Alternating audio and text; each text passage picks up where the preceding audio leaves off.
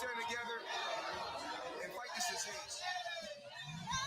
I come this way before, travel through the open door, circumstances navigated the path, and life happened all so fast. No, it got lonely sometimes, you see, I know we couldn't make it, even when I'm offbeat, I still land on my feet, and nothing can shake me, cause I know life took a hold on. I never, this is where I am destined to be. I'm not ready to give up. I believe in the miracle of life. Life's a play with no rehearsal. Learn quickly, they'll come for your role. Games get played, can't take it personal. Cause the devil is a liar.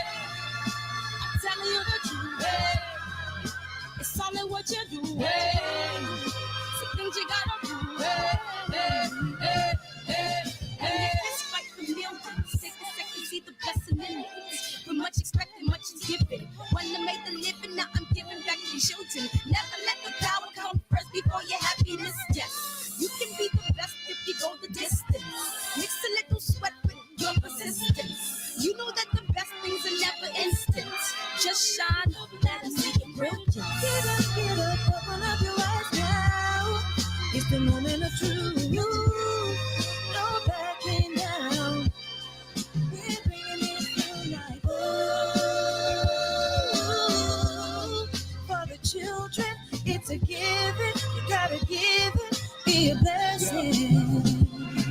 This my personal statement. Run the game like I'm aces. Learn to develop patience, determined to be the greatest. Yeah, bobbing and weaving, they changing up like the seasons. Indigenous to the grind, so I do it for all my people. Jabbing the competition, back up against the ropes. You fighting for recognition. I'm fighting just to promote equality where we lacking. Or cancer slowing our road. I'm confident we'll make it. We focus on common goals. Yeah. Give back, give love, give insight away. Never give up, stand tall to fight another day. 2 toes, 2 feet, I stand on the ground. I'm going back soon and fight this final round. Life's a play for no rehearsal. Learn quickly, they'll come for your blow. Games get played, can't take it personal. Cause the devil is a lie.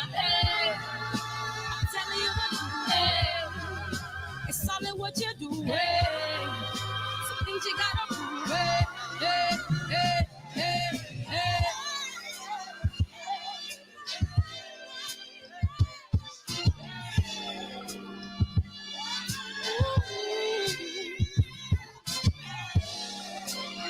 I'm gonna share all that I have and give to those in need. So we're gonna win this battle, fight that disease. No one gets along, children leaving hearts, that's me on. We've got to keep it open up. No, I love you.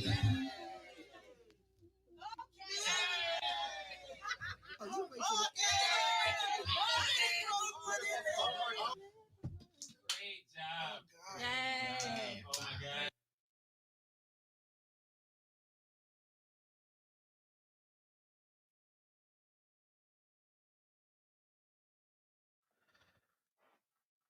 We waiting on the music to double back, man. But in the meantime, between time, what up, West Virginia? What up, Eric Gomes, JP? What it do? The Fans Corner, appreciate you. Andrew, K-Dub, G Brown, Nathan, totally appreciate you. Jimmy Strong, love is the word. Mr. Blue, Josh, CJ Robinson, Batman. Hey, what's up, DP Rocker? S. Dot, what it do, big homie? And what's up, Douglas Kirkland, man? Oh, we got a great show tonight. I know everyone has an opinion on what we're going to talk about. The guest is in the building. We're going to play the trailer first. It's officially trailer time, man. So feel free to click the link in the pinned comment section. And here we go. It's what? I said Malcolm alleged that some of Elijah's women were underage secretaries, and can you expound on that? Yeah, I guess they were, because they were there. I seen them. I seen them myself. It's all true. It's all true. Good evening, messenger.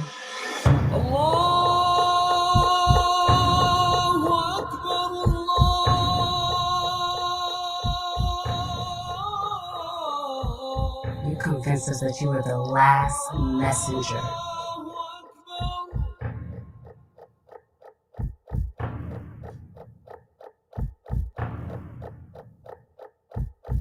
How many other bastard children do you have? Said it was at least 15, y'all. At least 15, man. We got a great cyber stocking stuffer, man. Feel free to click the link in the pinned comment section.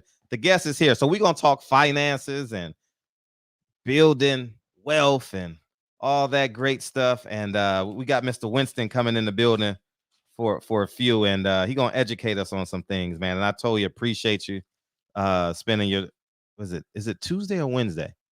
Man, when you're an entrepreneur, man, you lose track of days, Mr. Winston. Man, you lose track of days. Hey, Tuesday or Wednesday?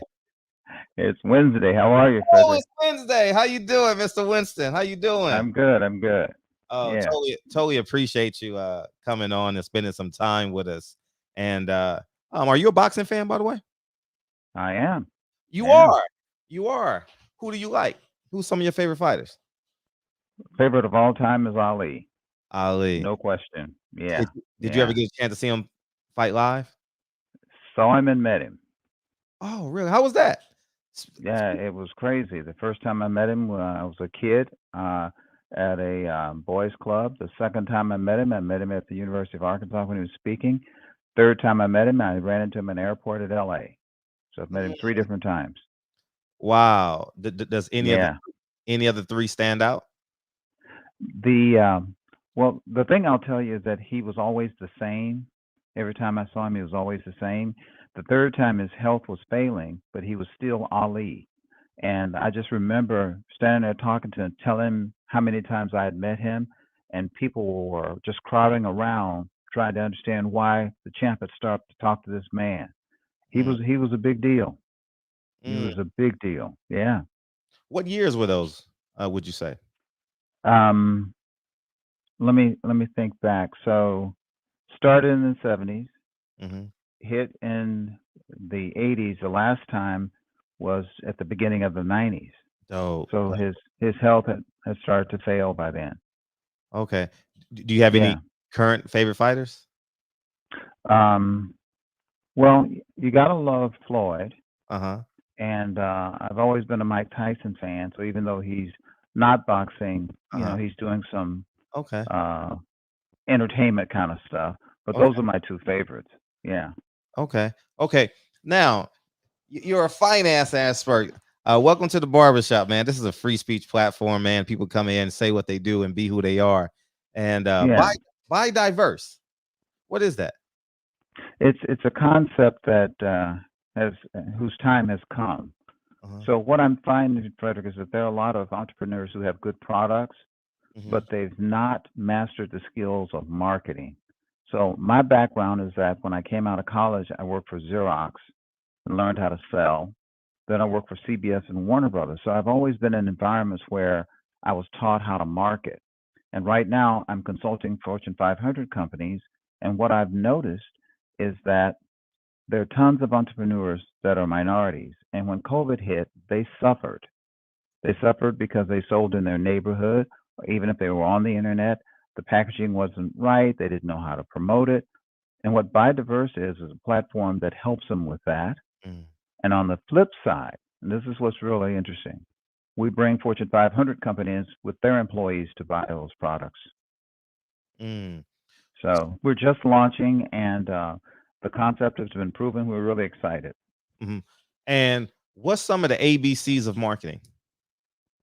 Well, I think it starts primarily with having, before you even start the market, you got to have a solid product. You have to have a product that delivers on the promise. Outside of that, get your packaging right. It's the first thing I want. People go so much off how a product looks, Mm. and keep in mind you're competing with all the major brands when you bring your product out. So once you get your packaging straight, then we want to determine who is your best customer, demographically, psychographically. We want to target those. So the difference between marketing now and marketing in the days when I was in broadcast, broad was just as it said, it was broad. Right now, we can get very specific. I can target you if you are my client, your age group, your psychographics, the things that you like. So that would be the second thing, get that targeting down. Then the third thing is collect those people that you're working with so that you can sell and resell. There's no sense in reinventing the wheel. If you start with a good product and you hit the right demographic and you sell them, you can sell them again and again. So those are just some of the things I look at. Mm. Now, when you say Fortune 500 products will buy the products from the minority owners or Fortune 500 companies. Fortune 500 companies. Yeah. So here's the thing with biodiverse. It's divided into two categories. One is where I bring someone on like you, selling your product. Okay. The other side is I'm going to be teaching diversity. So Fortune 500 companies have a real need to understand how to include their employees. So one of the ways they can do it is by joining biodiverse and telling their employees, hey, go check out this site. So if you look at it, most minority companies are standalone, even if they're on Amazon. Right. It's not a collection of other minority products. So when they come on biodiverse, they can surround themselves with people just like them. So a customer may buy from you, then they'll go right next door and buy from someone else, or they investigate down the road, and all of us are in the same location. So that's why I think we have a true advantage. One, we're going to have a marketplace like none other. Two, we're the first platform that reaches out to Fortune 500 companies and brings them in. Then the other thing is we constantly market. We'll have 18 million people circulating through that website at all times. I want to say this mildly, but what I'm describing to you has never been done before for a minority community. Even if you compare us to Amazon, Amazon doesn't market. They stand on what they've done over the years. They don't actively market, and things are changing now. So we have a true advantage for any minority product or person who's trying to develop generational wealth. Right. And what do you say to people that say the contrary? Like, we need to separate from the Fortune 500 companies and not use them at all. Well, I don't think that we are trying to partner with Fortune 500 companies. I think what we're after are the minority employees that work at those Fortune 500 companies. That's different. And history has proven that there is a high likelihood that if you come together as a minority, you can recirculate those dollars. Look at all the towns that were built that were Black and Hispanic and Asian because they circulated those dollars. And that's what we're going to be doing. Awesome. What is corporate suppliers money? What is that? Minority supplier money. Uh-huh. Yeah, so here's what that means. Okay. Major companies who do business with the government have to do business with minorities to keep doing business with the government. It's the government's rule. So look at AT&T. In California alone, AT&T has to spend $30 million on minority companies. So what we do is we teach minorities how to get bank ready so that if you have a service and you have been selling it locally, we can get money from major companies that will dwarf what you'd get in the local market. Just imagine for a second, we go out to AT&T and you sell, I don't know, janitorial service, for example. Right. And we get a contract with them for one of their buildings. It could trump what you do in a whole year. So it's money that could be found money for a lot of minorities. And you know what's interesting about this? No. Do you know the name of the group who takes advantage of this most? The Jews.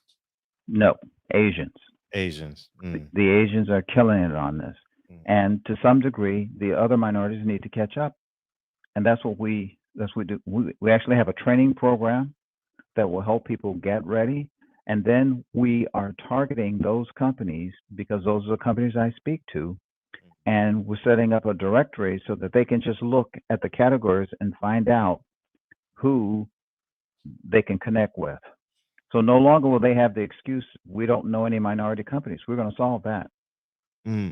So how would people contact you to get on Biodiverse? Well, it's real easy. You at the start of the program, you mentioned my name. You said Greg Winston. Yes. So they can go to Greg Winston BD. So Greg Winston Biodiverse. I just took the first two initials, and I set up a website so that it explains the concept. Then they click seller and they join. It's really simple. And they upload. So just go to Greg. Just go to Greg Winston BD Biodiverse. So BD.com. And when they see, there's a video they'll see that explains everything, and then they click to become a seller, and they can register. What's the success to fail rate with small businesses, minority-owned? Well, I can tell you this, that it changed after COVID. So I want to deal with what's happening presently. Right. When COVID hit, 41% of our businesses failed. Just out and out, failed and shut the door. And what I'm trying to do is to make sure that these companies that survived and those that want to start have a marketing partner. And that's what we are. So we can help those businesses overcome that hurdle of not having proper marketing support. Okay. Now, so let's say if someone were to go in with, and they're basically like a small mom and pops, right? And the mom and the Fortune 500 company likes them, would they be in fear? How would they intellectual property and product be protected as it pertains to the Fortune 500 company not swallowing them? Well, the thing that's a great question. Here's the thing that I think you need to keep in mind. Sure. There's only one company out there that has been taking products, redoing those products, and selling them as their own, and that's Amazon. So we are not the bear. The company that's buying them is not the bear. The company that's buying them wants to keep doing what they do to make money. Well, all they want to do is satisfy a need, and that's to get a product and use it. That's not the rub. The bear they have to watch out for is Amazon, not us, and not the companies that we bring them to. Is there a fee for the companies to upload their stuff to Greg? No. There's a commission that's charged for products that are sold, which is 12%, compared to 15% on Amazon. Got that. So even at that rate, we come in below what they could do, and they're going to be in an environment where people are coming to look for minority products. They don't come to Amazon looking for minority products. They come to Amazon to look across the board. Right. So it's too convoluted. So it's very clear, Frederick. I want to make this as clear as I can.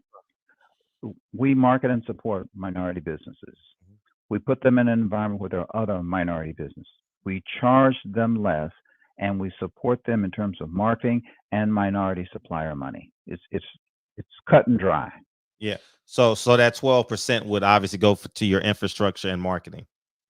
Yeah, we have to do something to keep ourselves afloat. Absolutely. That's business. That's business 101. That's right? business. Yeah. All right. What's the how much money is circulated annually through like small businesses, and how much would you say is circulated between like Latino to Latino, Asian? Do you know those numbers? I don't know those numbers. Roundabout numbers? No, our focus has been on the number of businesses rather than the money, because we're going to change that flow. So it's not important for us to know that, but I will tell you this: there are 9 million minority businesses, as compared to over 27 million non-minority businesses. And so what we're trying to do is make those 9 million healthy. And if you can, I get it. So it would be like a national or a global Black Wall Street, in terms of instead of Black Wall Street, you say diverse street. Exactly. All And on and, one and cyber street, and you just page 1, page yeah, 2, page 3. great analogy. And I'll tell you this, it speaks to the other thing that you brought up. Mhm. And that is when you start looking at minority companies and their marketing capability, we all know that those towns existed because that money was recirculated. Mhm. And that's what we're trying to do. So someone coming to a Black Wall Street would shop at other stores. They'd go to a movie theater. They'd spend, and that's what we're doing here. And I want to add one other thing. There are lots of companies who came up and they tried to do a Black Wall Street on the internet. The difference is they don't have the marketing structure and the reach that we have. Right. They don't have a way to circulate to the 18 million. They don't have a way to bring in those Fortune 500 companies. Frederick, I've been speaking to those companies for 18 years. I have solid relationships. Huh? I read your bio. Yeah, I know. Yeah. Yeah. Yeah. So my pedigree is sound. I started with Xerox, became a top salesperson for them, went into management, did the same thing at CBS and Warner Brothers, and then I started consulting. Well, all of that prepared me to do this. Right. And the companies that I'm talking about that are minority companies may not have had the good fortune to go through the training that I went through. So I'm training them now. This is the same training I would offer to Bank of America or Nike or Boeing, Chicago Title, companies that I've worked with. There's no other site that has this. None. Right. So a synonym for your work would be spooked by the door? That's a funny one. No. Frederick, you got me on that one. You remember that book? Now, the book and the movie. Yeah. Yeah, it's phenomenal. And I love that. Yeah. Love that film. Love it. And yeah. Danny had a question in the chat. He says, minority, another person, another thing that fits under minority. He said poor white folks. I don't really class that as a minority. Got that. If you looked at sheer numbers, that wouldn't work. But I will say that there are people who are lighter in color who are minorities. A woman, for example, is a minority. Right.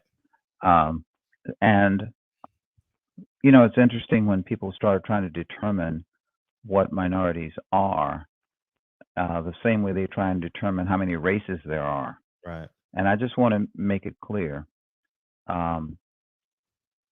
the underserved, people of color, natives. I mean, it's fairly obvious who minorities are. There's not a real discussion on it. And we're set up to help those people. And I believe that we stand the best chance of helping them. Right. Have you launched yet? So we're ready to upload now, or what's the launch date? Well, yeah, we're ready to upload now. We're going to have an official launch here in probably 2 weeks, but I want to get everyone prepared. We've worked out shipping. For example, the shipping will be discounted. You can save up to 80% on some products through USPS and up to 40% on DHL and FedEx. So at every turn, we are trying to help the companies. We could, companies could take that same service and pull the money for themselves. We're not doing that. We're offering straightaway discounts to every member that if they're working hard to get their product out, we want to help them to get it out. Okay. What would be the, I'm not sure if you got it yet, but out of the 12%, what percentage would go to marketing? We haven't determined that. So far, see, part of the marketing that we do has to do with our connections in terms of broadcast and reach. And sometimes it will overshoot the 18 million. Other times it won't. We have great relationships with a number of broadcasters, people like yourself, people who are dealing with minorities. So it's going to fluctuate. Got that. And when you work with the Fortune 500 companies, what are some of their secrets? Can you give us one or two? Yeah, I can. Thank you. One of the secrets is they spend an inordinate amount of time on perfecting how they hire. During the, I'll say the market since COVID, I've noticed that they've stopped just hiring their friends. They've stopped hiring accidentally. They're testing people. They're using assessments. They're really casting a wide net, and they're trying to get the best available person now. So as I look at minority companies, they need to do the same thing. They can't afford to make bad hiring decisions right now. The next thing that I've noticed is they train religiously on their product and having their employees know the product and be able to give their elevator speech on the product, position the product right. And that's some of the training that will occur on that site. If you're on the site, we will teach you how to write an effective elevator speech.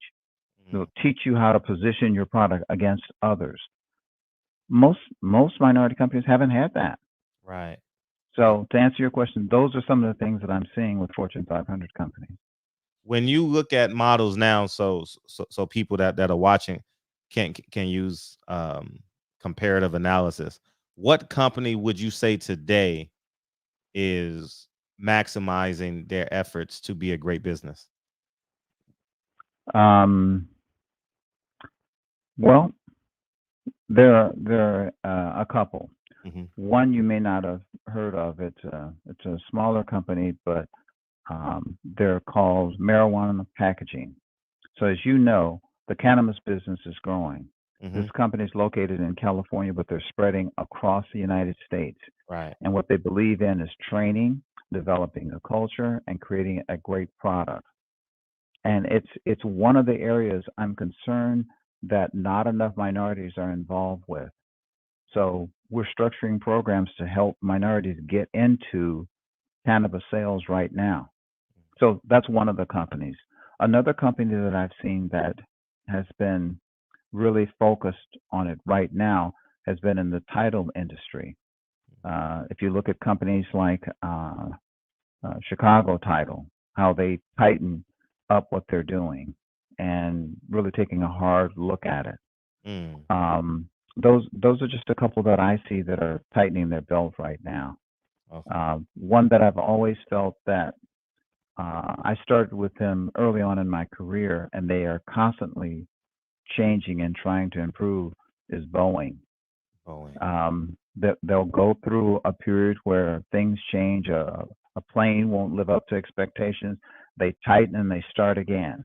They've gone through that phase probably 4 times that I know of. Right. And they always come out. So they've made it scientific. I'm hungry, so I thought you were going to say Chick-fil-A. No, I wasn't going to say Chick-fil-A. I'm like, they got the best service ever, man. Yeah. You know, and I'll say one of the things I like about them is their training program. Right. One of the things I don't like is I don't think they're diverse enough. Yeah, and that speaks to their ownership. They, you know, who are the people running these other franchises for them? Yeah, there are not enough minorities doing it. Yeah, and there is one. The one down by USC is black owned. I know that. I actually she started with them. Yeah, she started with them in college in Chicago. Yeah, or something like that. Yeah. Right. Yeah. No, she's killing it one day. Yeah, she's doing exceptionally well. You know what I mean? Yeah. And before I let you go, you got to give your stump speech, your elevator speech, to tell people to go to Greg Winston BD and upload it. Not go to Amazon, but go to Greg Winston BD and save 3%. Well, save more than 3% because they're going to get the shipping money too. So here's the thing I try and tell people. They ask me what I'm doing now, and I tell them we've created a platform that assists minority business in scaling and creating generational wealth. And we do it faster and quicker than any platform available to them today. And so the name of the platform will be buydiv.com. But the way that they can enter today is just use my name, Greg Winston, put Bidiverse at the end, GregWinstonBD.com, and go check it out. I'll definitely. That way they can sign up, and we'll launch and get them going. Yeah. I'll definitely put it in the chat, and you got to come back and talk about generational wealth. I want to do that, and I will tell you that as programs are released, I'll come back and chat with you about that because I'm sincere when I say this. I believe we can help a lot of people. I hope we can too, because I think I posted on my Instagram last week. I says financial freedom is social reform. Yeah, and I genuinely believe that if you are financially free, it's easier to become mentally free. It's spiritually free. I hear you. You know what I mean? Shucks, you putting your last $5, you giving it to your pastor. You go home like, oh, I guess we eating toast tonight.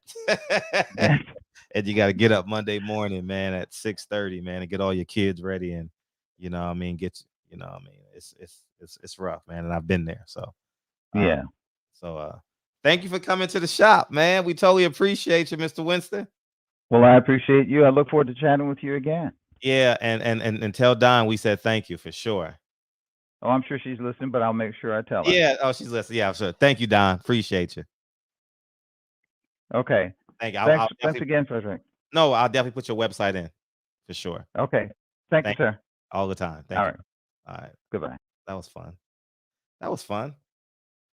Got some another option to Amazon. And let me do that now.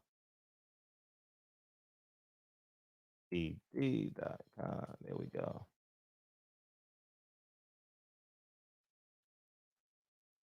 There we go. There you go. So go there. Drum roll. Now let's talk about why we're here, man.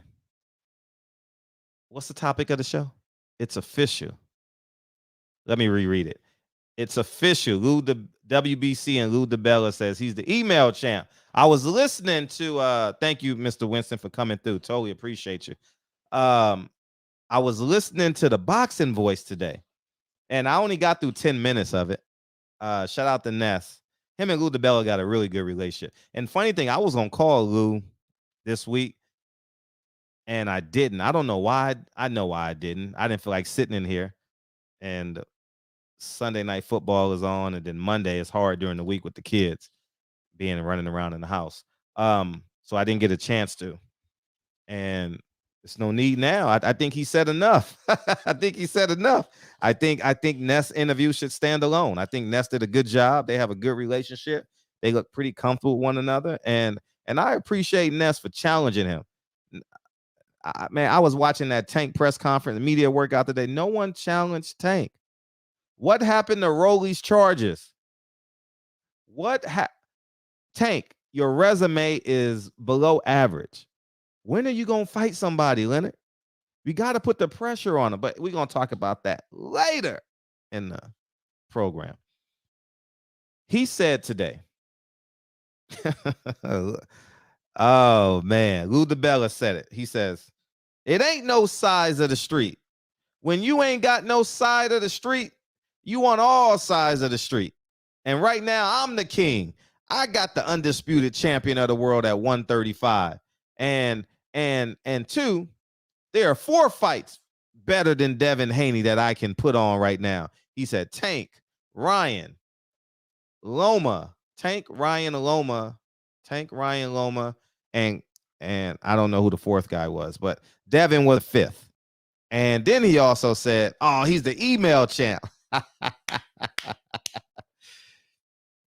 He's the email champ. And that's when I stopped the interview. So I'm probably 8 minutes in. And that's when I did those videos today. By the way, I did some Hall of Fame videos today. Hopefully you watch them. I gave you guys a lot of information on what goes on in boxing, and hopefully you guys check them out. And I just think that I know we're emotionally tied. We're rooting for Devin Haney. Invite? Yeah, invite. As I am. I think I'm gonna watch Devin. I'm gonna be really anxious when Devin Haney fight. Like when I say I'm a really big fan of Devin Haney, big fan of Devin Haney. Like no doubt, no question about it. I know. And when I'm talking about Team Haney, I'm talking about Team Black fighters. I'm talking about Team Mexican fighters, Team Asian fighters, Team whoever. You got to stand up. It's time. They getting all this money. Fighters don't even know the total budget of their shows, man. Don't you know, fighters, you can get the same paperwork that Eddie Hearn get, and you get, so you know what the hell is going on. You need to hire, every fighter needs to have an auditor in their back pocket. So you know everything that's going on. Because what's happening, this is why Bob Arum stays in business, and it's a great business model. Listen, here's what Bob Arum does. He doesn't need a superstar. He has no desire for a superstar. If he can squeeze in the game and get a Tyson Fury, or squeeze in the game and get a Terrence Crawford versus Earl Spence, he'll do it. But here's what he'll do. He'll go get a $20,000 fighter from any country. Bring him over here. Pay the lead fighter on his contract. You know, the Olympian, whoever he has on his contract. Bring him in. 19. It's always going to be a 19-0 fighter from another country that will take $20,000, y'all. Forever and ever and ever and ever. It will never, ever, ever, ever, ever, ever change. They're going to bring him over here to America. Isaac Dogbay did it. And then he lost to the other $20,000 fighter. I feel, you know, the other 126 guy. So you guys know Manny Pacquiao did it. You see what I'm saying? It'll always be that. And Chris Algieri did it, but he ended up winning. You get what I'm saying? So it's always going to be that 20. And when I say 20,000, it could be 50,000. It could be 70,000. It can even be 100,000. So you pay the guy his guarantee, fighter A. You give him his 700,000. Then you give fighter B corner. You give him his 50,000. The undercard is probably 100,000 tops. But ESPN gave you $2 million. So what you do is you pay down the card, your infrastructure. You clear $500,000 every show. It's a genius business model. Genius. That's why Isaac Valdez is always fighting the guy you don't know. That's why Shakur Stevenson is fighting in what's that place he fought for the first championship? Nevada something. What was that shit? Y'all know what I'm talking about. Yes, you cut the costs.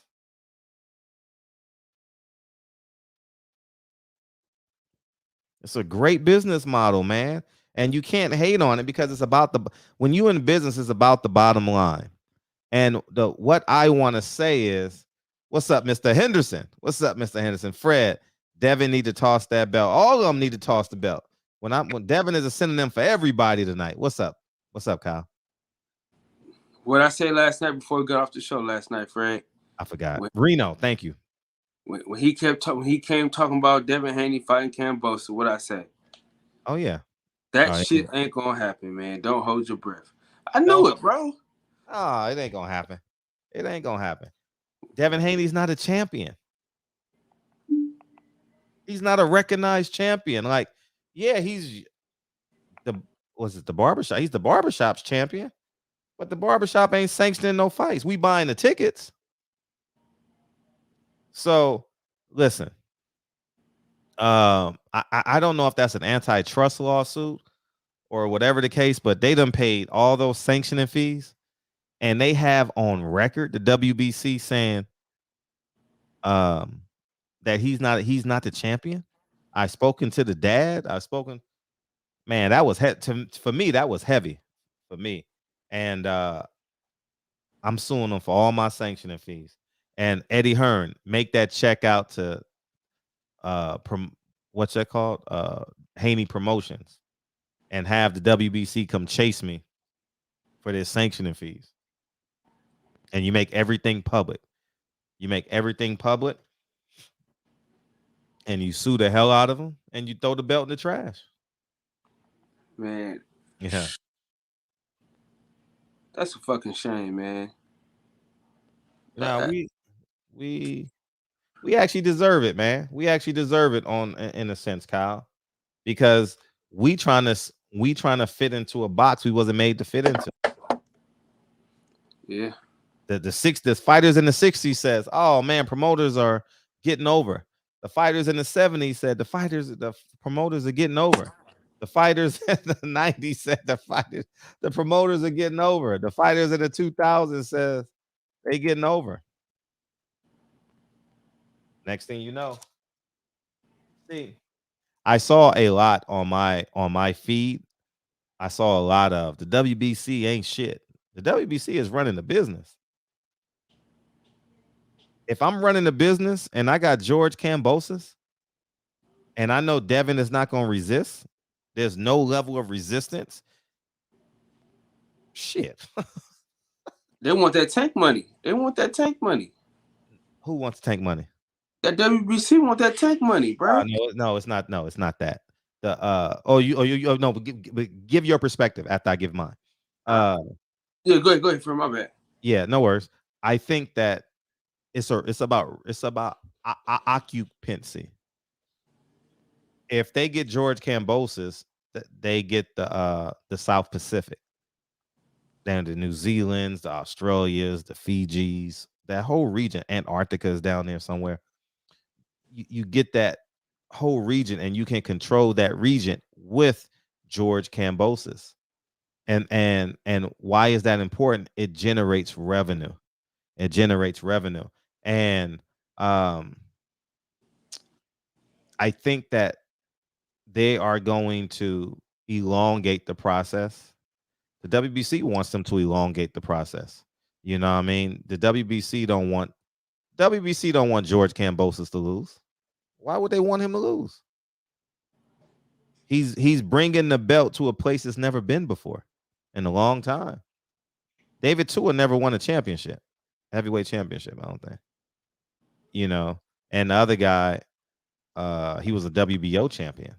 I'm talking about recently of note that Terrence Crawford beat. So I think so what I think needs to happen, I think Devin got to have a level of resistance. I think everyone got to have a level of resistance. I think every fighter. I don't blame the WBC no more at this time. How can I blame a person that has the answers to the test? That's my perspective. Go ahead, Kyle. Noel Allen, you're not connected, but go ahead. The phone lines are open too. Go ahead, Kyle. But you told Bill a long time ago. Throw that fucking belt in the trash. Oh yeah, for sure. You know, you've been told him that though. You said that from the beginning when the franchise shit first happened. You told him to get the fuck out the WBC. Yeah. You know, the reason why Chief Lopez became a champion is because he got out the WBC rankings. Nah, you're right. What's up, 202? What's up, Fred? How y'all doing? Ladies and gentlemen, man. What's up, Kyle? What's up, big dog? Man, oh man, Fred. Boxing, man. It's like a casino. It's like the casino. You just never know what you're going to get. You know what you're going to get. Devin. Hey, you know what you're going to get. Some straight bullshit. That's what you I don't listen, man. I don't know why we as fans, man, we try to look on the bright side. I stopped looking on the bright side a long time ago. I realized look on the bright side. Look on the bright side. He was black. He was black though. We got robbed, but we was robbed by a black man though. I love it, man. This is what we live for, man. Boxing, man. As soon as we see the light gets absolutely shut on us. As soon as everyone should have seen this coming. Everyone should have seen this shit coming. The Lou Dibella is going to pull a business move, a businessman move. He doesn't care about Devin Haney, what he brings to the table. Even though I disagree, I think Devin Haney will still give George Kambosos a lot of money because he has Eddie Hearn behind him. Eddie Hearn wants that Australian, them Australian views. He wants the Australian market. I don't understand where Lou Dibella is coming from. He will get paid fighting Devin Haney. He said that he wants the biggest money fight. Historically, Devin Haney's opponents have gotten the career past paydays with him. So from Linares got a career high payday. Gamboa had a career high payday. I think even Jojo Diaz is getting a career high payday as well. So I'm confused. Frank, make sense of this shit. What is he talking about? I mean, is it about longevity that he doesn't believe Kambosos can beat Devin Haney? Or is it just about the fact that they just milking his dry? I mean, I don't understand this shit. Make it make sense. He's going to get paid good money. Is you kind of say Tank if Floyd's going to put more money up than Eddie Hearn? Make it make sense.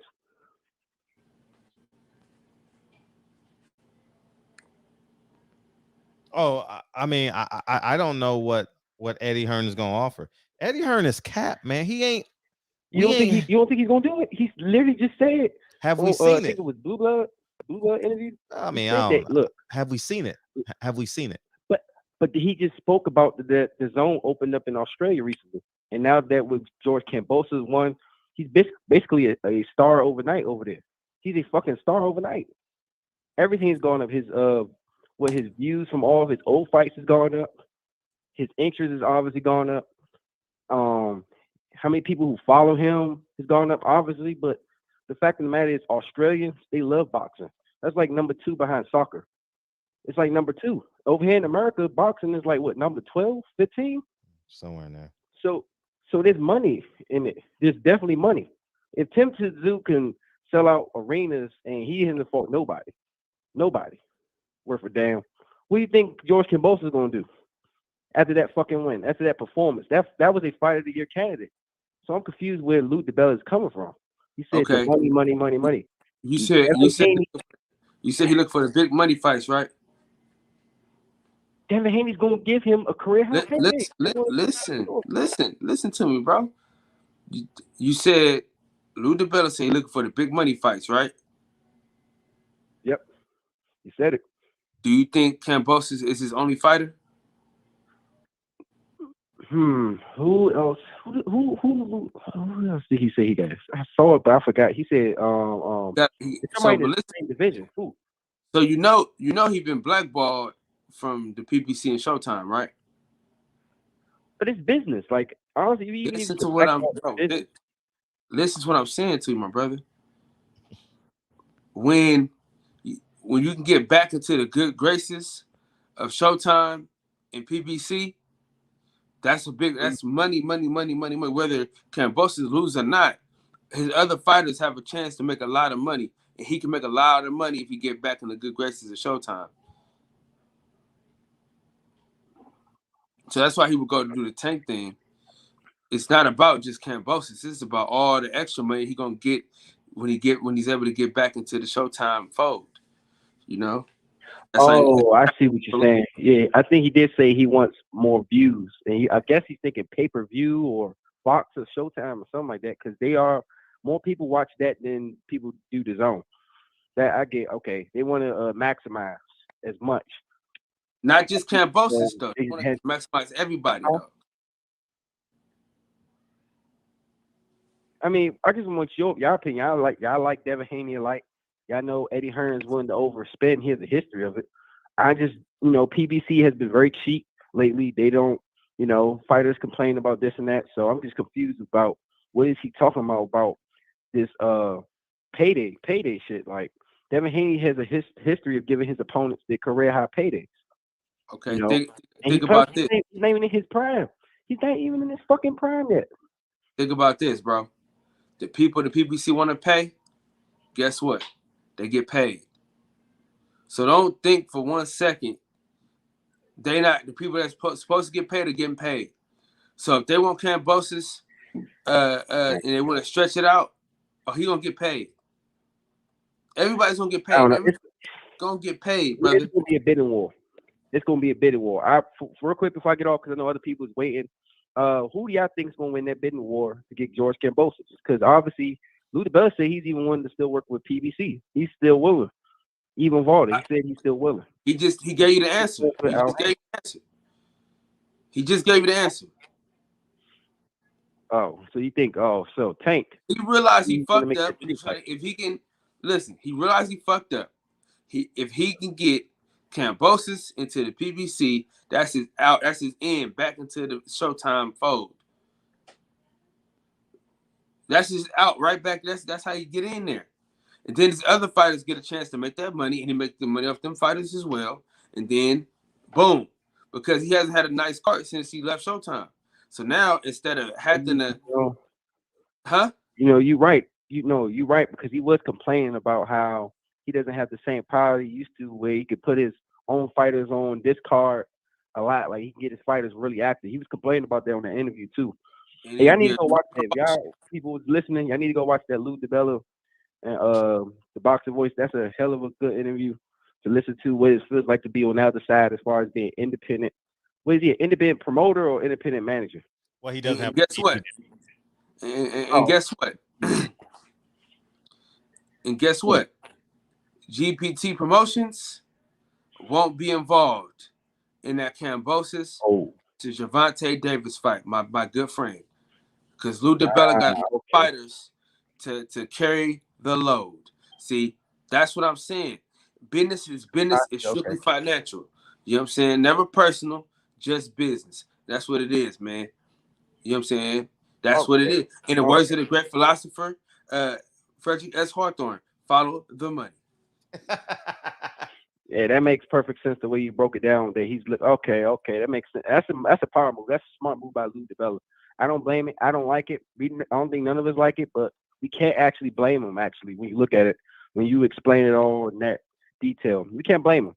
I feel bad for Devin Haney, but I don't know what he's gonna do. I don't fucking know. But that's my call. Shout out to Devin Haney. Kick Georgia Diaz's ass. Errol Spence get well soon. Deontay Wilder get well soon. And of course, Shakur Stevenson, leave all this alone. They're not gonna give him to you. And that's my call. Appreciate you. Y'all got along tonight.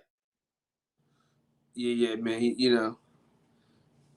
Hey. I mean, it's all about the money, Fred. At the end of the day, like people saying that he worked good with Eddie, that's fine and dandy, but he can't put his own shows on Showtime. He can't do his own card on Showtime. He can't do a whole Friday night full of fights on DAZN. Right. So, bruh, I'm telling you, he been talking about getting back with the PBC since the whole Deontay Wilder shit happened. You dig what I'm saying? He knew he fucked up from the getting on up. So now he got some bargaining chips. Now he can bring Kambosos to the table. Right. Now he can say, hey, look, I got this for you. All right. Play nice. Y'all can have this nigga. You know what I'm saying? But let me get something on the back end. Right. Similar to what Canelo did. You know, Canelo got some cards in Mexico. Hey, 1090J. I don't know who you are. You got to show me your face, man. I can't take that. He got to break dance, put his hand on his head, on his nose.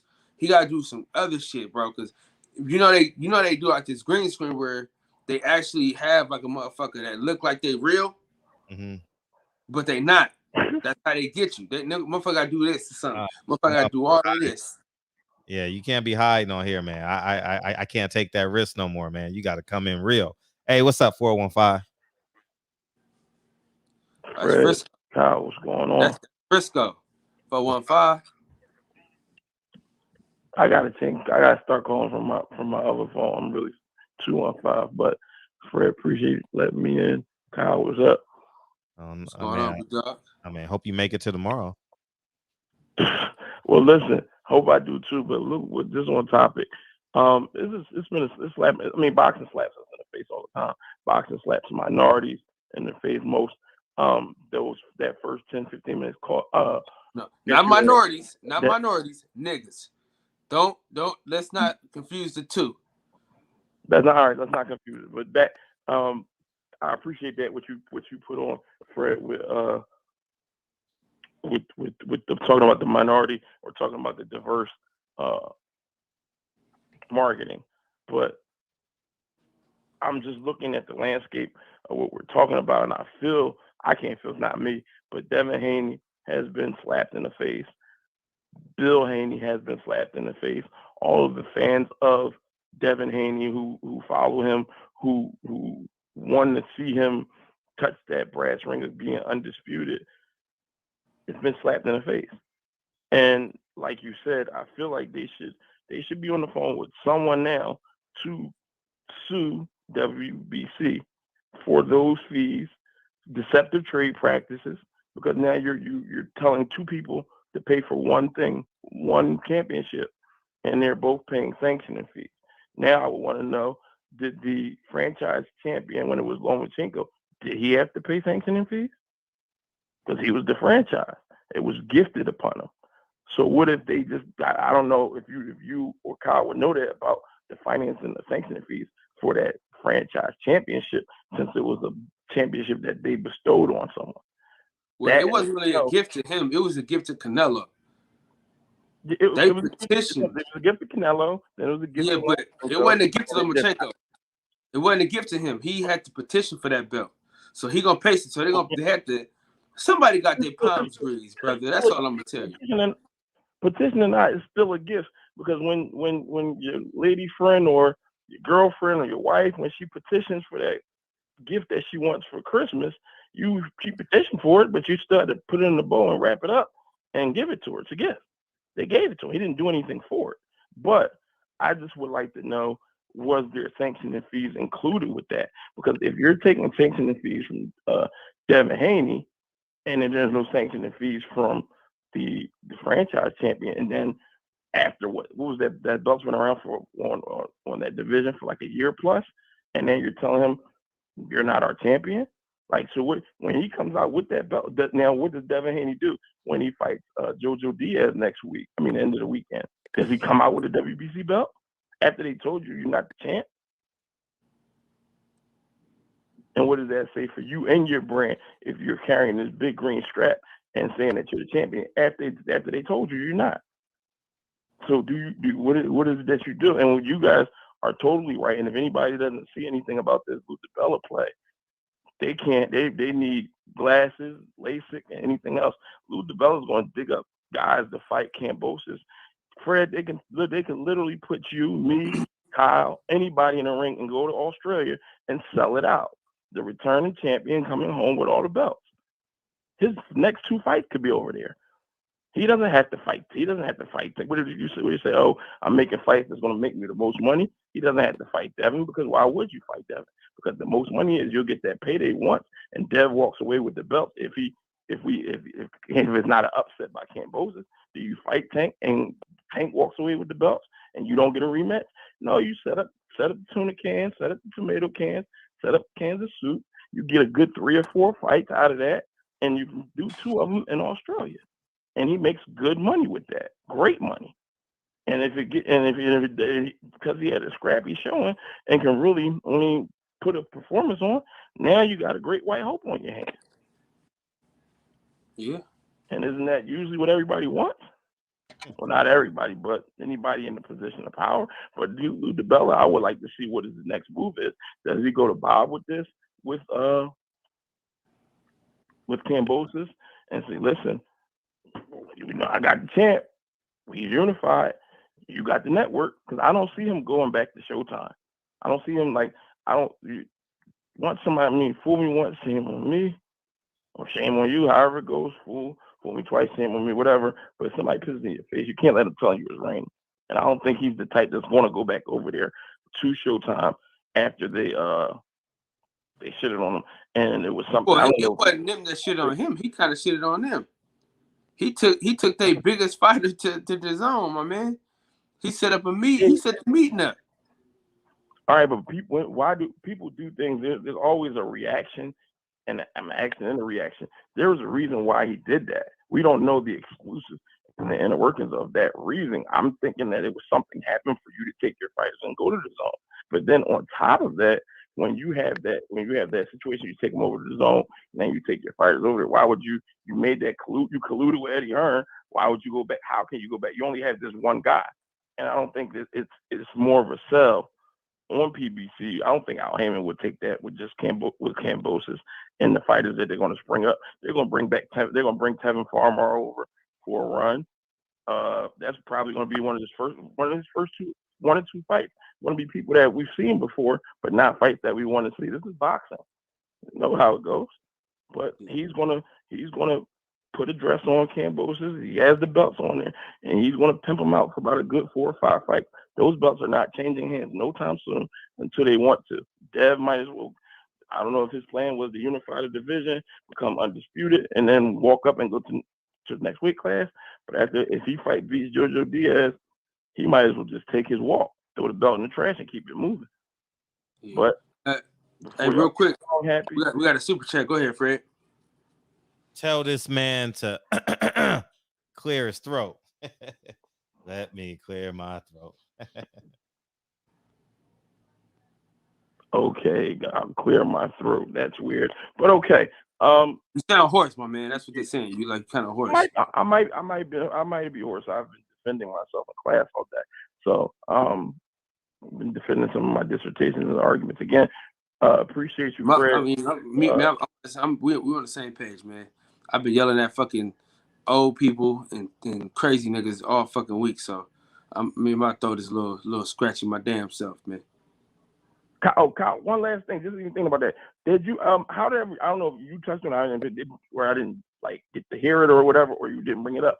The issue with your card. How did you ever make out with that with the guy with the one arm and everything? Did you ever get everything straightened out?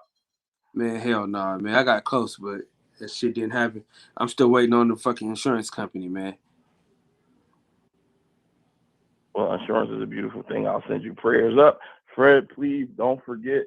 Love to see that conclave, that meeting of all Black or minority media members on YouTube is something special that can happen. I think you pretty much are the catalyst to do it. If you find time in your schedule, if you don't put out 9 Wives Part 2, you got time to do that. 10 Wives coming up summer 2025. Oh, wow. Will you put 2 crosses on the neck? Yeah. No, 5 chains. We're gonna honor Jesus pieces. We're gonna honor Nip. We're gonna have 13 Jesus pieces and 19 crosses. Like no, but seriously, Fred, like as a director, that was cold. Like you really put that Jesus, like when I watched it. Yeah, you got it. Yeah, you got it. You dangled it right over top of him with that. It couldn't have been no more obvious unless it was a Jesus piece iced out. Yeah. I wanted to piss people off. You know what I mean? It wasn't no wonder. You did it. Yeah, okay, good. And then you did it. And you not only did you, I mean, just seemed to jump into it, but not only did you put the cross on her, you put her, I don't know, put her in red. Like that's the staple of what you would think a woman that's not modest or was modest to come in there with the red dress. You got it. Like Johnny Gill said, and then had a cross on the neck dangling. Yeah. The insult of that. But I liked it. Thank you. Thanks a lot. I'm back in the chat. Y'all enjoy the rest of the night. Appreciate you. Thank you, dog. We got Kenton coming in the building. I got a question for you, Kyle. Remember, you know what we talked about in DM? This is what I'm about to put that on. I'm about to invest that. What the hell you got going on, brother?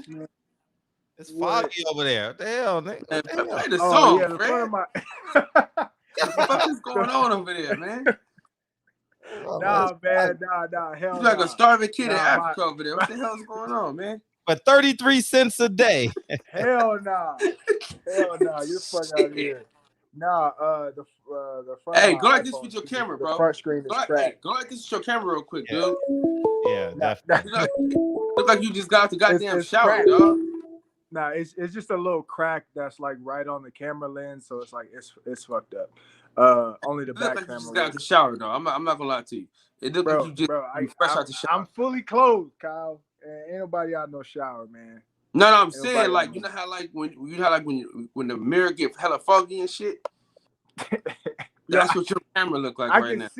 I can see that it's fucked up. I mean, I know I can see myself as well. So you know what you could do, right? You could turn your camera off and it'd just be an icon.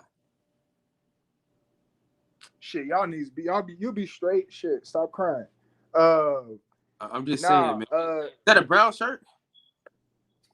It's like orange and orange. Why you want black. One, Kyle? You want one?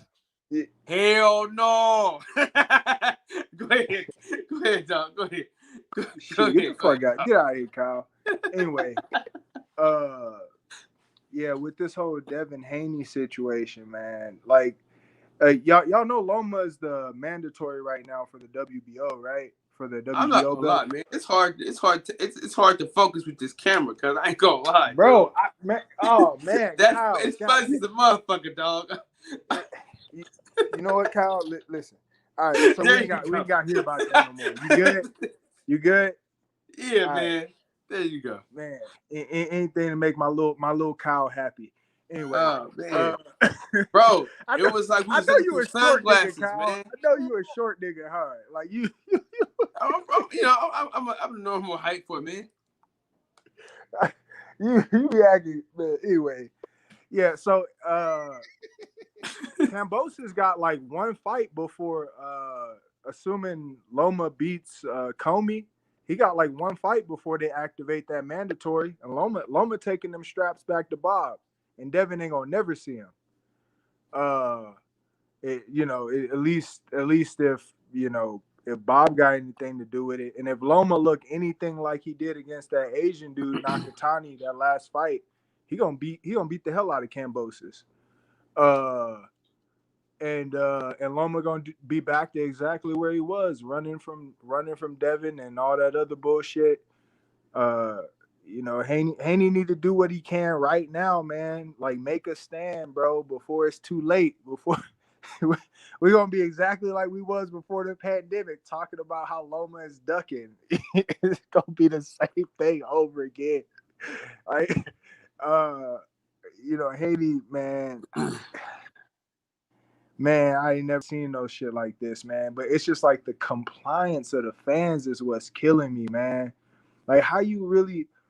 So Kambosos is going to go to the fight just so he can get the extra hype off of Devin Haney's name, knowing that he's not going to fight him. Like, just the disrespect of that, bro. Like, you're not about to fight this dude, but you're going to go to his fight so you can get the extra hype after the fight, knowing that you about to go home and like forget about this dude just so you can get an extra 5,000 fans. Bro, I wouldn't even let that dude in the building, bro. I'd tell Eddie, I'd be like, hey, Eddie, let him drive his ass all the way up here and don't even let his ass in there. You have security looking for him. Don't even man, bro, like start trolling these dudes the same way they doing you, man. Stop. Man, dude. Like, at what point? Like, I mean, but he's so young though, bro. That's the other thing that's so messed up, bro. The dude is so young to be in such an awful position, I feel like it'd be much easier for, like Tank Davis or somebody in their late 20s to deal with this type of stuff. But I mean, he's like 21, 22 years old, man. He's like, the dude's barely driving in some countries, man. Like, man, I don't know, man. I don't know, but like I'm saying, man, Bob about to get them belts back, man. We got Kambosos got a year, maybe. PBC get them first, max. Huh? You heard? Not the PBC get them first. Man, bro, Kambosos ain't gonna go nowhere near Tank Davis, bro. That's a no-go. Like I highly doubt that. For 200K pay-per-views, bro, like I don't know. It's too much money involved, man. It's way too much money involved for him to say, nah, I ain't fucking with Tank. I mean, who else? Where you gonna get paid at? Where's he gonna get this paid at? Payday. I mean, maybe, but it just come on. I mean, we just seen it a million times. Like you just fight some bum, like fight somebody nobody never heard of. I mean, that's like half of the zone, like half the zone. Like I be watching the zone cards. Like sometimes I'm like, who the hell is this? Like I never even like. Come on, man. Like Jimmy at 546. Hey, a quick name drop. You know how you know who all them people are? You wonder how you know? How? what? Go to L-Dub Boxing. That motherfucker can tell you who all these niggas are. I don't know these niggas neither. But L-Dub, that motherfucker know everybody. He know their grandma, what they ate for breakfast. I mean, this motherfucker know everything. So if you don't know who a motherfucker is, DM L-Dub, and that motherfucker will tell you who his last 10 fights was. You know Is it what I'm like it's a YouTube channel? Yes, sir. L-Dub Boxing. Yep. L-Dub.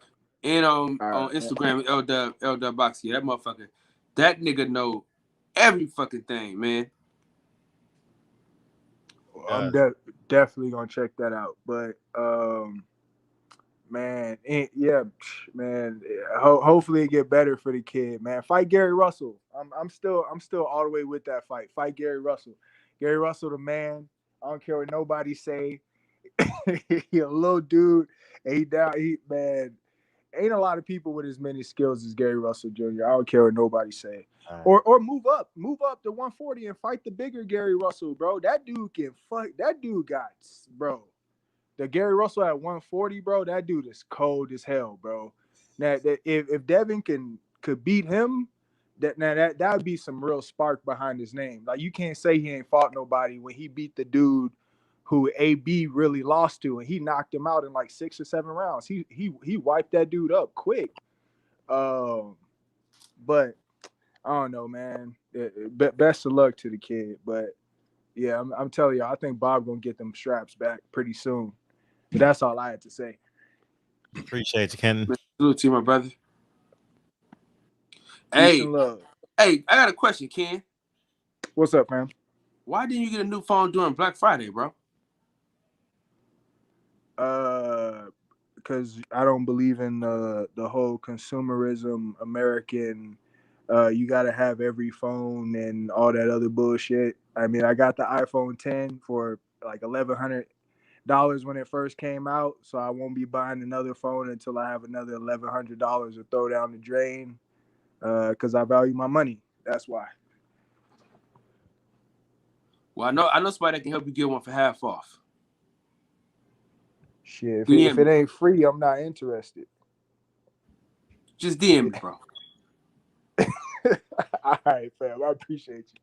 Appreciate you. So my question is, I'll ask you after Scott. Hey, what's up? Damn. It's all you. Motherfucker on the typewriter. Hey, the old school typewriters, man. Yeah, he gone. So my question, Kyle, is started when they threatened to when he said, "I'm not losing to a white boy." Do you think it started there when they realized that they can push him? Yeah. I was thinking that today. He should have never apologized for that shit, dog. Never. I was thinking that today. And you know what's crazy? Go ahead. You know what's crazy too? Go ahead. They probably promised him a whole bunch of shit to even do that. Oh, for sure they did. I don't know what they said. But I wish he wouldn't have never, man, because now they like, oh, a chink in his armor. Let's push you a know little what I'm saying? more. Let's push a little more. Yeah, let's see what else we can get away with. What's up? Hey man, say man. I was just gonna sit and watch the show and not say shit till you said what you just said. Remember when Devin said that he wasn't losing to a white boy? I came on here and I said that's some bullshit for Bill to back up. I said I had never had an issue with Bill, but that was the only one because they investigated him after. And I knew then, I said, from that point, I had started every time we got on this motherfucker, fuck Sully and mine.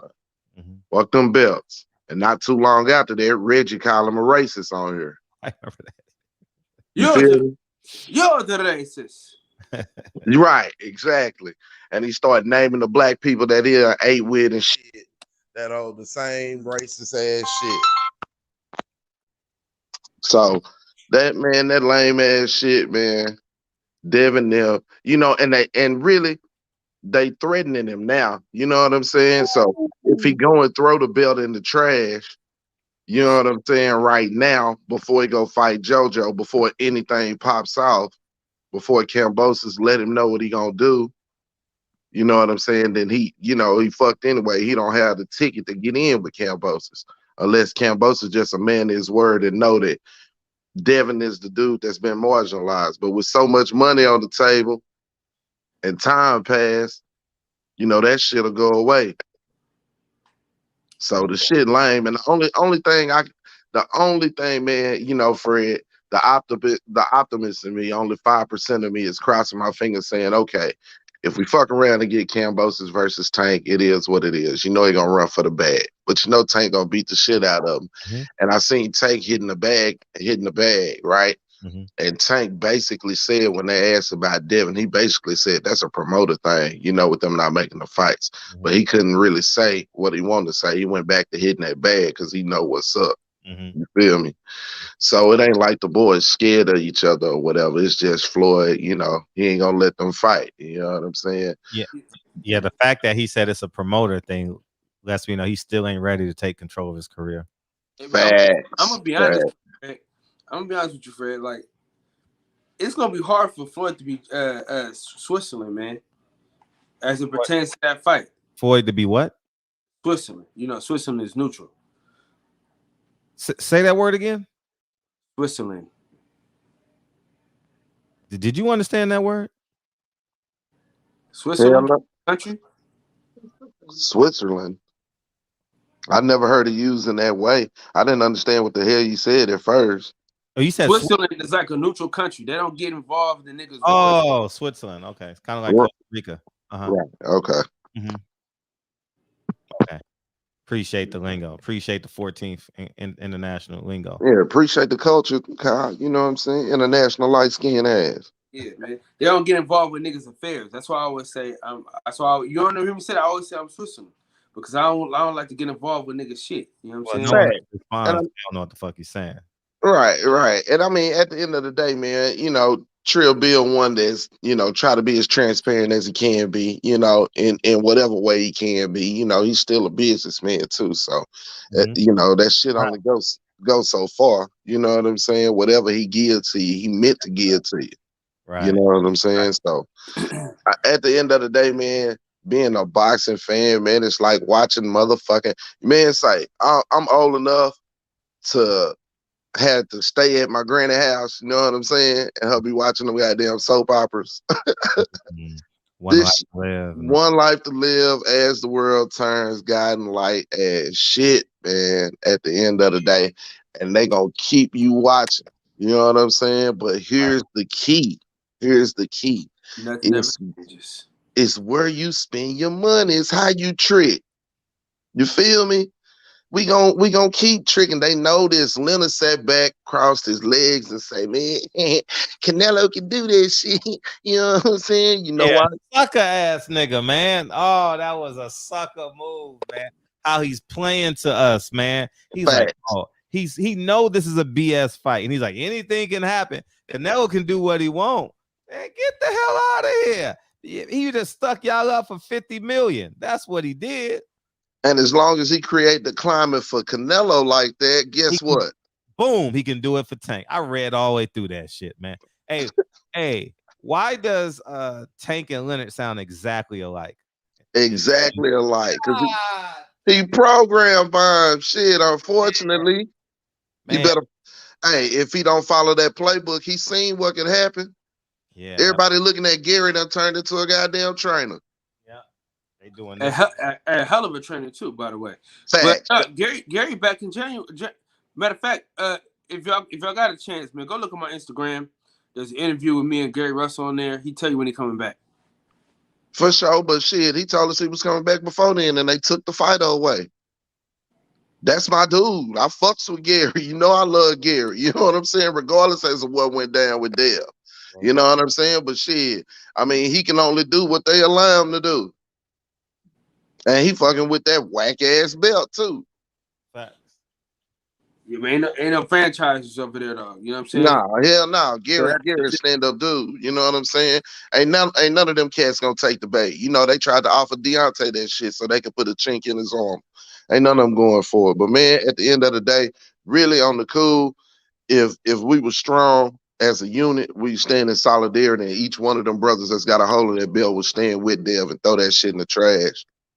You know what I'm saying? But they all tied up money-wise, contractual wise, and shit. They got bills to pay just like everybody else, so they're gonna grin and bear it. And that's how the system built. That's how that's how this whole motherfucker built. So don't give them an out with the money. Right, you're right. Don't spend your money with them. That's the key. If you don't spend your money with them, say if didn't nobody buy out that top bowl out there or whatever where Tank fighting, if didn't nobody go buy that shit or pay for that shit, the next time they have to come back with something better. It's up to us, man. Stream that shit. Go to his page and tell him he full of bullshit. Make him block you.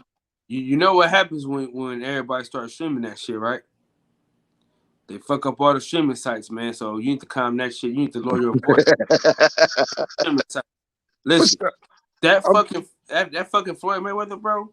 When they did that Logan Paul bullshit, you ain't lying. It did. They crashed everything. Yeah, you're right. You're right. Yeah, they need to quiet down. They watch this show, man. At the end of the day, don't pay for that shit, period, man. Don't patronize it. Don't pay for it. Don't buy no merchandise from it. And let them motherfuckers know, man, on the cool. I done been talked to bad by a couple of them. I told Leonard earlier on his Instagram, he was talking about that shit. Say, man, we know Tank better than this. You can't shovel us shit and think we're gonna keep eating it, Leonard. Facts. So it's gonna take more people to do that, man, before we see a change. But I'm out, Fred. Hey, 17. Let me show y'all something real quick. Let me show y'all something real quick. Since I'm a broke ass Deontay Wilder fan, I'm gonna show y'all something. In the meantime, we hit our 500 people, so I appreciate you. We've been hitting 500 every night. 817. We gotta get to 600 now. The goal got to be 600, man. Man, more people gotta share it. You know what I'm saying? Keep sharing it. Please keep sharing it. Yeah, that'll be good. He got two chairs in that son of it. That's dope. Hey, Kyle doing good for himself. What'd you get? Look at this shit, man. You know, I'm a broke ass Deontay Wilder fan, so I ain't even wore this shit. This another one. You know what I'm saying? I ain't even wore that shit. Charlos, are you listening? That's why your shit's sitting on them racks out there. You keep talking shit. Motherfuckers ain't buying your shit. Hey, you should burn it. You should burn it and do a video. Facts. I'm trying to sell it. I'm trying to sell it. Nah, don't let no one else wear that shit. Freddie. I don't care how much it costs. Then why should you be advocating for the fighters to drop the belts? So you know why I fuck with Fred? Because Fred money don't come from none of them motherfuckers, so he ain't never got the tiptoe. Some of these shows, you know, the relationships they trying to keep, they want to be able to interview a motherfucker. Like the motherfucker that was on last night. We was talking about Tio, and he was like, I don't want to talk about. He was talking about what he could talk about, but he said as soon as he challenged Tio Daddy voice got hot, and what he do? He backed down. You know what I'm saying? Fred money don't come. The cat that was on your show last night, bro. But Fred money don't come from none of these cats. You feel what I'm saying? Yeah, it was a cat on the show last night that was talking on Tio. That was talking about Tio, and he had interviewed Tio Pops, right? And he said that Tio Pops, what he noticed about this camp, they didn't have like the other corner man. You know what I'm saying? The other dude that helped T.O. with defense, and they had somebody else missing out the camp too at the time, right? And so he said he questioned him and asked him about it, and T.O. Senior said he wanted to keep it a family thing. And then he fucked around and said something like, well, don't you think he need this, this, and this? And T.O. Senior start, doing the T.O. Senior. Say, bro, you need to mind your fucking business, bro. Woo, bro. And he backed the fuck off. You know what I'm saying? And I told him, I said, you know what's wrong with that? I said, you allow for people like that in your life. If you always back off and allow them that space, they can continue to be ignorant. You know what I'm saying? They never have to look at themselves in the mirror. I said, when you don't back down from a motherfucker like that, then you know what I'm saying? At the end of the day, either one or two things gonna happen. Either he gonna do something ignorant or he gonna recognize the ignorance, whoever it is. I said, but if you don't never challenge it, then they'll continue to keep it on. And basically, he swallowed that because what? He wanted to keep being able to interview T.O. Senior and be close to him and shit. Right. But that's the same shit that got T.O. ass whooped last week. That motherfucker did a backflip with no one in the arena. Fact.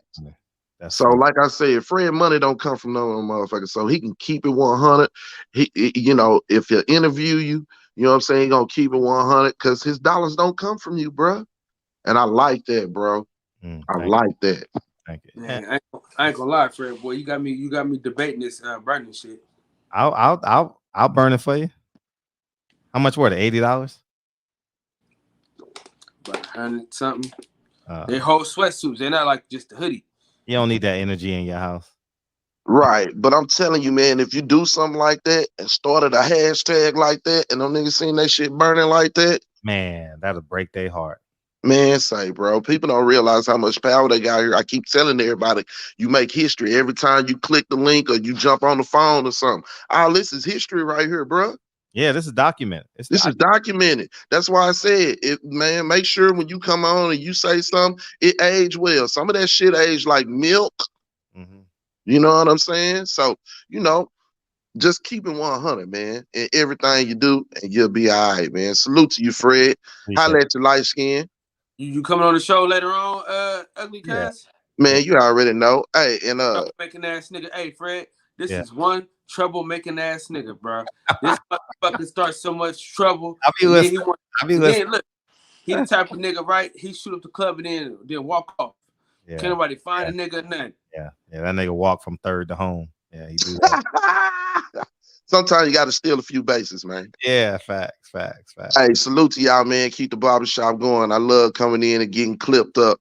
You know what I'm saying? Keep it going, man. Salute to you. All the time, dog. And, you got to burn that joint, man. They got Kyle under pressure. Too Loud Early's back. What y'all gonna do? What you gonna do, man? I'm trying to figure out what I'm gonna do about this. That's your WBC belt. What do you want me to burn? Tell me what you want me to burn. Man, I don't know, Fred, but damn, man, that shit costs a lot of money, man. So what are you doing then? Why are you on here telling what fighters need to do? That motherfucker called you a broke Negro. You ain't nothing. And you gonna wear it? I wasn't gonna wear it. That's why it's still in the rappers. It ain't no one gonna buy that joint, man. Nah, someone would buy it though for like half the price. You can get half of it back. So you really, if they cost $120, you probably can get $80 for it, for sure. So you're literally just throwing away $80. It's great quality, though. I ain't gonna lie. It's some good quality shit. Whose is it, Jamel? I can wear that shit. Huh? Whose is it, Jamel or Jamal? Jamel. Who? Jamel. Oh, that's an easy burn. Yeah, especially for you, for sure. That's an easy burn. God damn, that's easy. That's easy. I don't think it's no comeback for Jamel, man. That motherfucker that disrespected every black person in boxing. You know what I mean? Shit. So but yeah, man, that's totally your decision. But I would lean on persuading you to burn it. That shit would go dumb, but you would hurt that. Oh my gosh. You know what I'm gonna do? I'm gonna get a shirt that say broke ass Deontay Wilder fan. What's that gonna do? No, because that's nigga, remember? That's what they called us, a broke ass Deontay Wilder fan. So I'm gonna have a broke ass Deontay Wilder fan shirt on while I burn the fucking sweater. And what are you gonna do with the sweatsuit? I'm gonna burn the sweatsuit and I'm gonna have a shirt on that says broke ass Deontay Wilder fan. I'll pay for the shirt. So send me how much it costs for the shirt. I'll I'll do that and we'll do it. No, you'll record it and we'll repost it. But you got to have someone recording you, and you got to do it in a 10 bucket, okay? Or you got to do it in or you got to dig a hole. Dig like a 4-foot hole, 3-foot hole. Fred got me out here fucking Boy Scouting and shit. No, I'm just saying so you don't burn nothing. No, I'm just trying to help. Metal don't burn, it get hot. You know what I mean? So, you know what I mean? I'm not hanging up. The phone lines aren't open yet. Now the phone lines are open. So go ahead. Feel free to call in. You know what I mean? So it is what it is, man. But I respect anything you do. But yeah, I would just advocate. Fred, he need a sacrifice. Oh, we can't believe. Oh shit. They say you need to sacrifice, but we don't believe nothing you saying about the Haneys. That's why I'm not going to the tank fight. I'm not, man, I ain't going to that shit. How would I look like going to the tank fight, rushing home, and starting the show at 9 o'clock? Hell no. What's up, 202? What's up, Big Fred? I was wondering when you usually say that Haney needs to trade his own lane, do his own thing. Mm-hmm. I was wondering, how does a fighter who can't get guys in the ring, because how can he really create his own lane if he can't get fighters in the ring to fight him? There's hundreds of fighters. There's thousands of fighters to choose from. You ain't got to go with the people you think he should be fighting. He can create opponents. You know, you can do the same thing Bob Arum do. Oh, you was an Olympian in 2012? Okay, let me fight you. Come on. I got you. I'll give you $75,000. Come on, man. You know, I mean, so many different opponents out there, man. You know, and that's how you create your own lane. And I think if you making that much, so they said Joe, what's his name? Diaz is making 1.5 million. So that means Devin's making at least 2.5.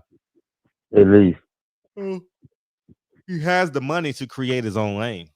I wouldn't, man. You give me, if I was a fighter, if I took one check, I would build up till I got to like 17-0 and I became a millionaire. So let's say I was Lomachenko, right? I'm not sure how much money he's made, but I'm pretty sure he's made a lot. As soon as I hit that mark, I'm gone.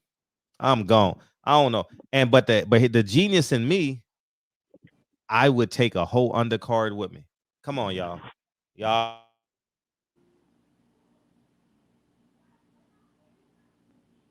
On a card. I show you the real numbers. I made $700,000 on this card. Y'all can do the same. Who's coming with me?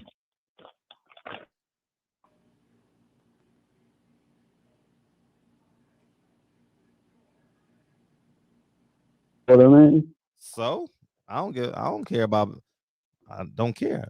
That's their system. You're separating yourself from the system. Right. Who cares about? But that would mean we would have to start stepping up in our support for our own. We are stepping up. We sell out the arenas. Right. We just gotta trust me. The fans don't know the difference. I'm gonna tell you the truth. Okay. Black people just don't get as loud as Mexicans. Right. That's all it is, bro. It was just as many niggas in that Cool Boy fight as it was Mexicans. But Mexicans get drunk and they get loud than a motherfucker. You know, black folks want to be too goddamn cool all the goddamn time. That's the problem was. That's why when they doing that Mexico shit, you know, a couple of them start that USA chant. But, you know, that's what it be, man. Mexicans are just hella fucking loud. That's the only difference. So, like, when they be nigga miss four punches and they be, oh, Mexico, viva la Mexico. Yeah. That's anybody been following boxing over the years, whether you go back to the Sugar Ray, Tommy Hearn days, all that. When the boxing only excels unless we're the face of boxing. The problem that I think that's really bad what they're doing with boxing is trying to black out the black fighters and the black fight fans in America. They're trying to feed us Mexicans and fighters, Latinos and Eastern Europeans and all that. And boxing does its best when they have us as the face of it. It's structural at this point. I mean, it's second nature for them to do that now. Everybody say we got to build our own. Man, the athletes won't even do it, man. How the hell? Listen, Everybody say it, but no one will do it. The athletes won't do it. The entertainers won't do it. That's why I say focus on your last name, because these motherfuckers, like, okay, here's a great example. LeBron James said, "Oh, Black Lives Matter." Next thing you know, Nike selling Black Lives Matter shirts. I'm like, huh? Come on, dog. Like, I'm done. I'm like, God damn. Right, they commercialize that. God damn. I mean, when we can't win for losing, dog. They was on Amazon around that time when that Black Lives Matter thing was so hip and everything was going on. When you went on Amazon, they even had like thing to say Black Lives Matter all over the thing. You know what I'm saying? Like, man, you ain't never lied. But yeah, that's my call for that. I appreciate it. But no, I wanted to say one thing though. With far as these undisputed, if you look at like what they're doing with you Ugas fighting in the tournament after just winning the belt, and what they did with Canelo, they laid it out for him to become undisputed. If you know, they took a vacant belt and put it with a belt with Caleb Smith for him to win 2 belts and everything. Right. You know what I mean? For me, like they playing keep away from Spence and Crawford. Right. Man. You know, but yeah. That's my call. Thanks, Fred. I appreciate it, brother. All the time. Okay, now. See, it's hard walking away from millions of dollars, man. It wasn't hard for me. Now, I ain't gonna lie to y'all. It wasn't hard. I pretended it was hard, but nah, it wasn't that hard. Yeah. Hey, listen. That 10 million, though, Fred. That 10 million in one setting that Caleb Plant got, boy, it's hard to say fuck that. I mean, man. Would you have fought or you wouldn't have fought the nigga? Me? Yeah. Oh, Saturday morning, we wouldn't have been fighting. Hell nah, I would have set the whole thing up. My back hurt. My back hurt. What's up, man? How you been? Yeah, how you doing, Fred? What's up, man? What up? Better hurry up before the guard walk by.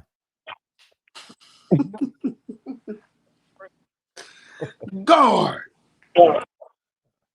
This motherfucker. He been talking to himself ever since he got that phone. You know what I mean? What's up, Max? Yo, what's good with it? Hey, what the hell is on man? On your wall? What is that on your wall? Pigs? No, I had some pictures over there, but I kicked my ex out, so I had to take all them down.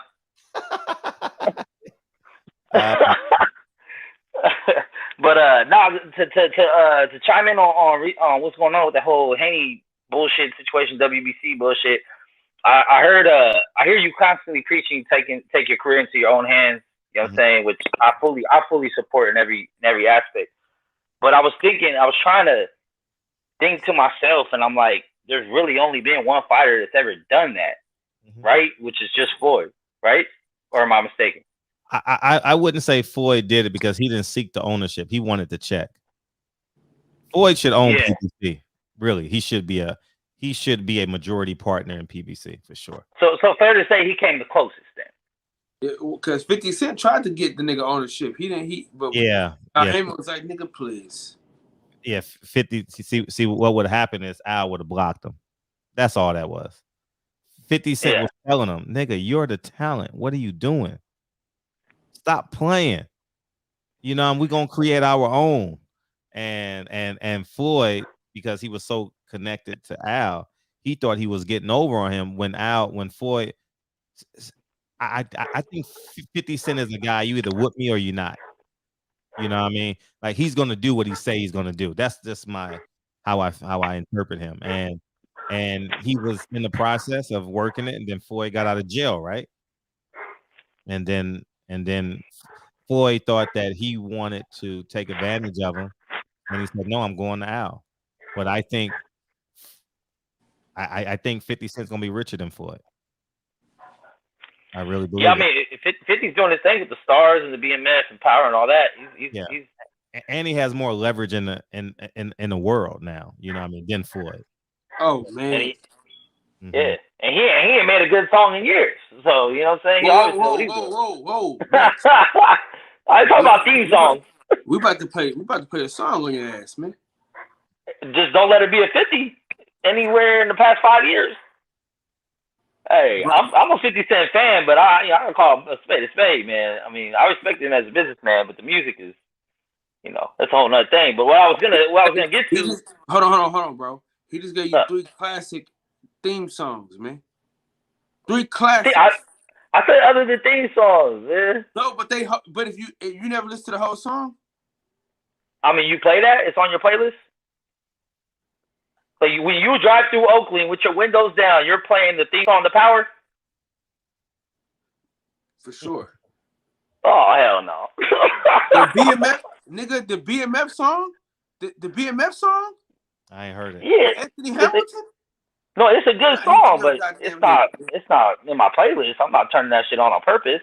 Man, you crazy. You out your fucking mind. If you heard the whole song, you would, nigga. I hear it. I'm a hip hop. I mean, like it comes to boxing, I'm a hip hop. I listen to everything, even if I don't like it, just to listen to it, to know I don't like it. But as far as what I was gonna say, as far as the fighters taking the career into their own hands, like, do you think they don't do it because it's too much? I mean, can they focus on fighting and training and doing everything and the promotional side of the business? Man, these fighters got tattoos of Malcolm X, Martin Luther King, Sojourner Truth, Pancho Sanchez, Pancho Villa, Cesar Chavez. They talking about it's hard. Come on, man. Got this shit. Everybody want to be it till it's your turn.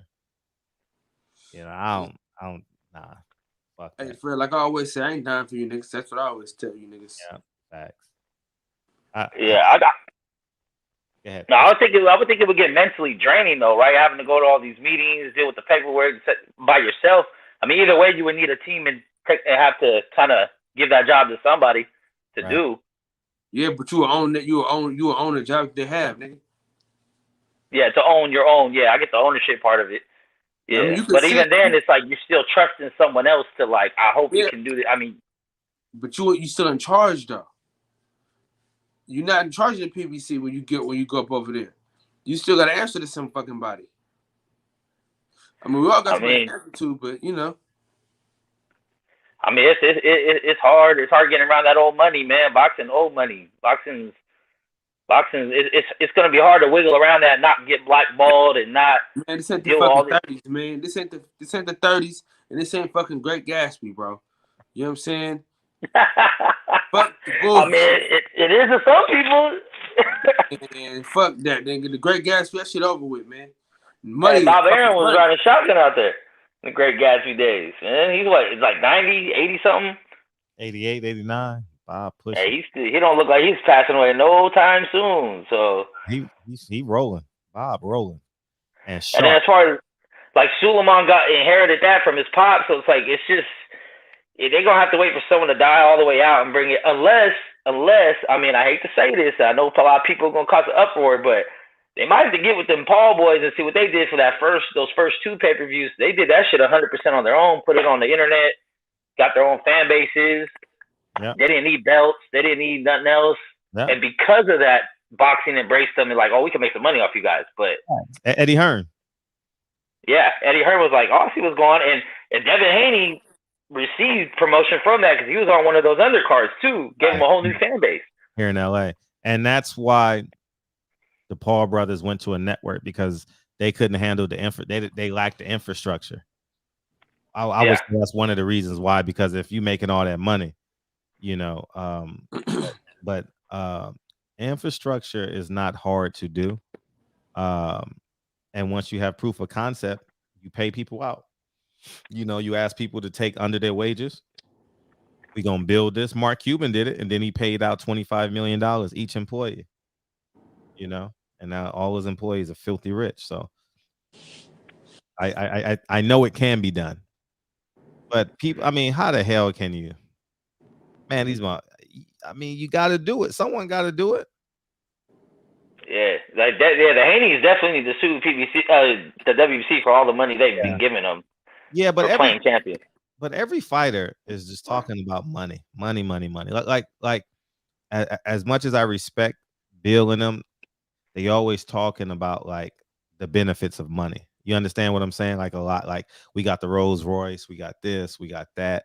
that's cool, but it has to be an elevation. You understand what I'm saying? Because Bill had money for a long time. Shakur Stevenson even said it. So I think that we know Bill to be very successful at going out and getting it, whether it's boxing, whether it's music industry, or whether it's just Bill being Bill.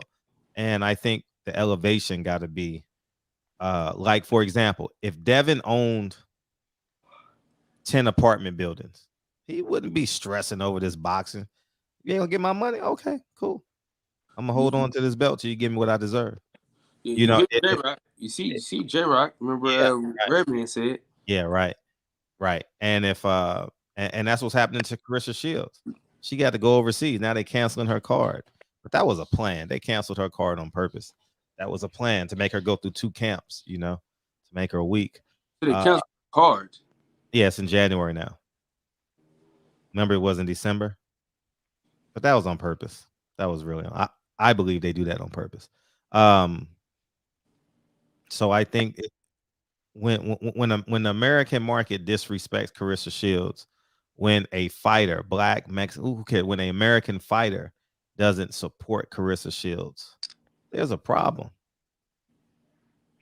Yeah, I think now more so than ever, being that there is social media and everyone has direct voice to express themselves. I mean, we see the fighters do it all the time when they're talking shit to each other.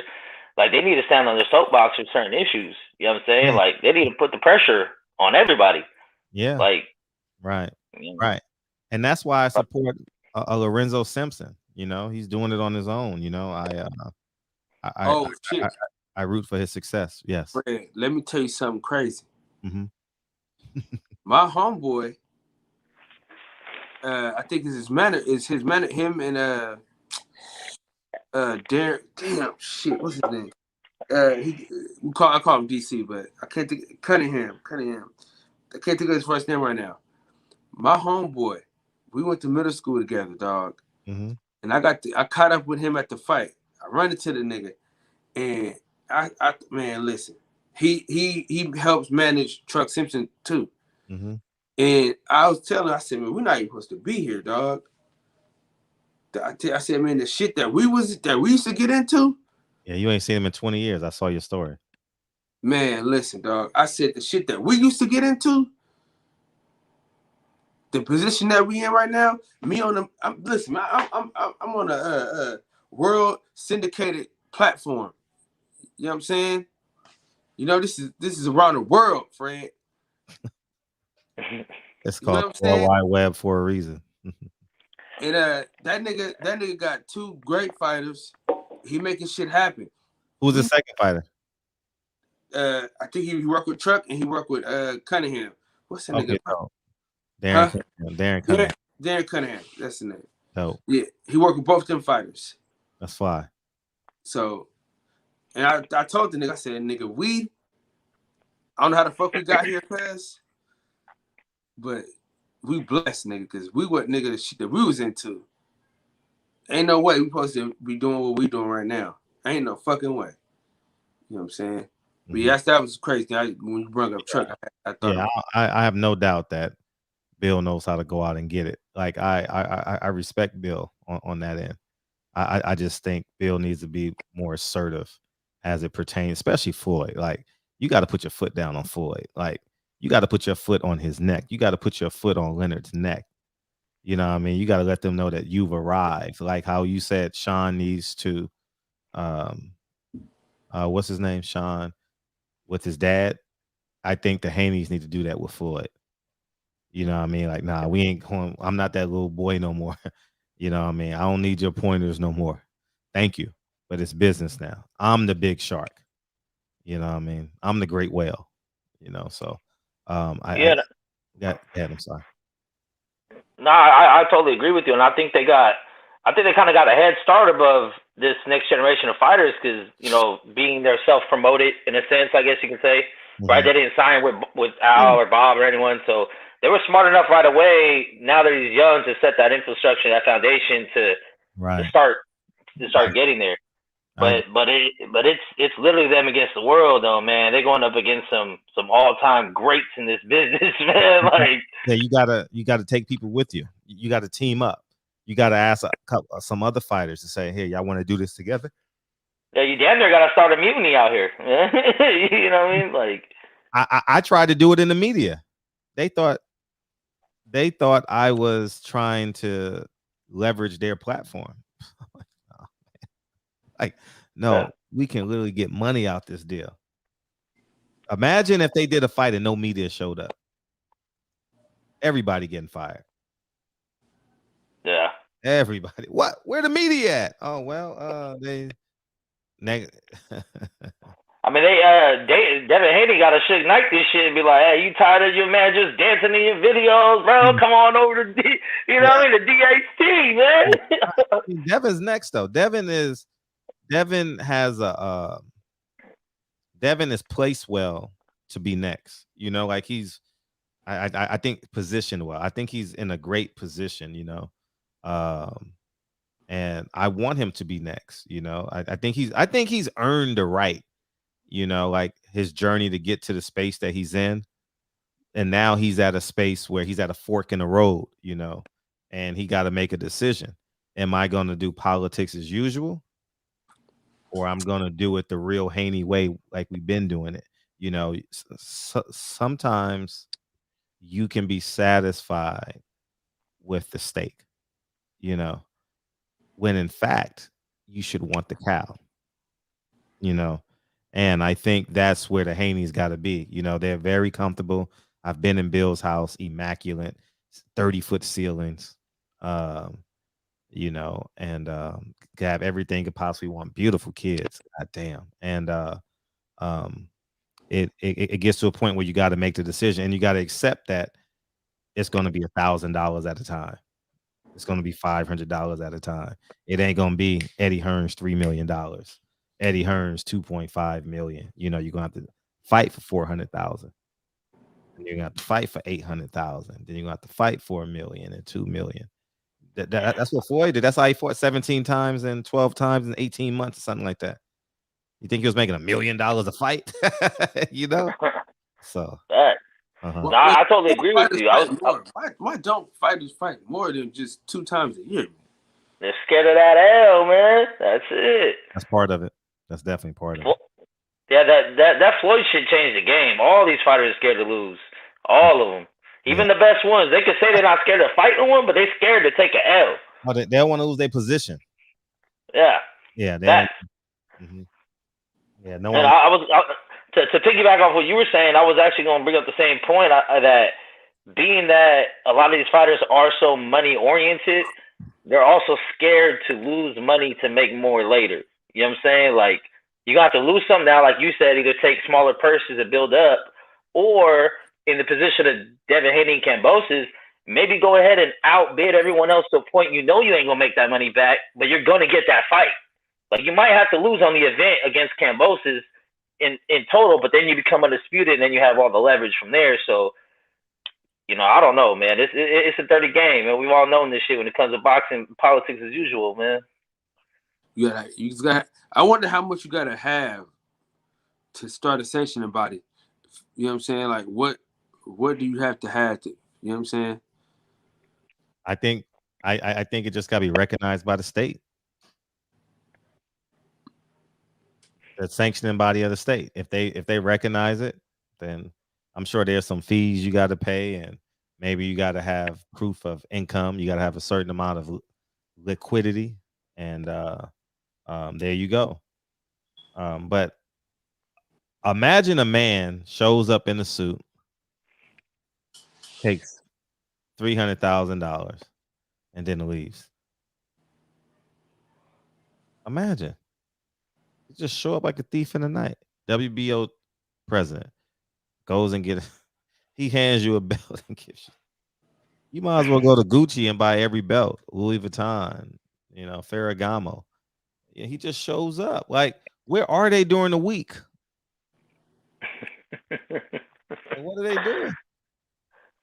Do you think that it's kind of similar to what they just did to Boo Boo with that mandatory? Oh, that was a Bob play. Because how do you get back-to-back mandatories? That was a Bob play, big time. Yeah. Yeah, Bob. Yeah. Play. Bob squeezing him. Bob squeezing the hell out of Eddie.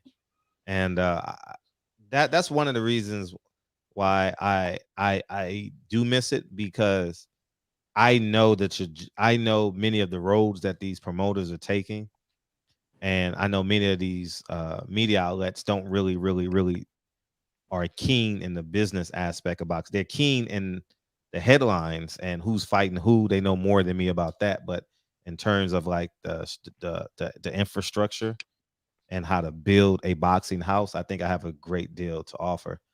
And I would love to interview Eddie, for 30 minutes and talk to him about that stuff. So man, I see. I'm gonna have to look at some of your old videos, because I came in a little bit later, I guess, after you.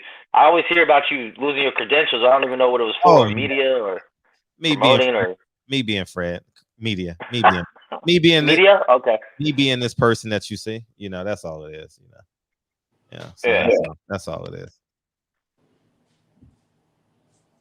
The infamous DJ. What's up, DJ? We might as well close the show with y'all. What's up, DJ? He's on mute.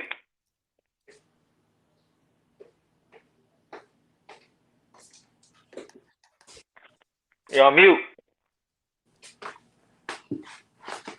There you go. No, man, you had it.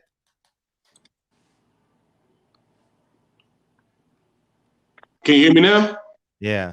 That nigga been up. Okay, it was my phone was acting stupid. It was still saying I was backstage. Oh, yeah. Well, yeah, man. What's going on with y'all tonight, man? How y'all feeling? Great. Kyle, what's that? Yogurt? Sleepy as hell. Something to keep me up and shit.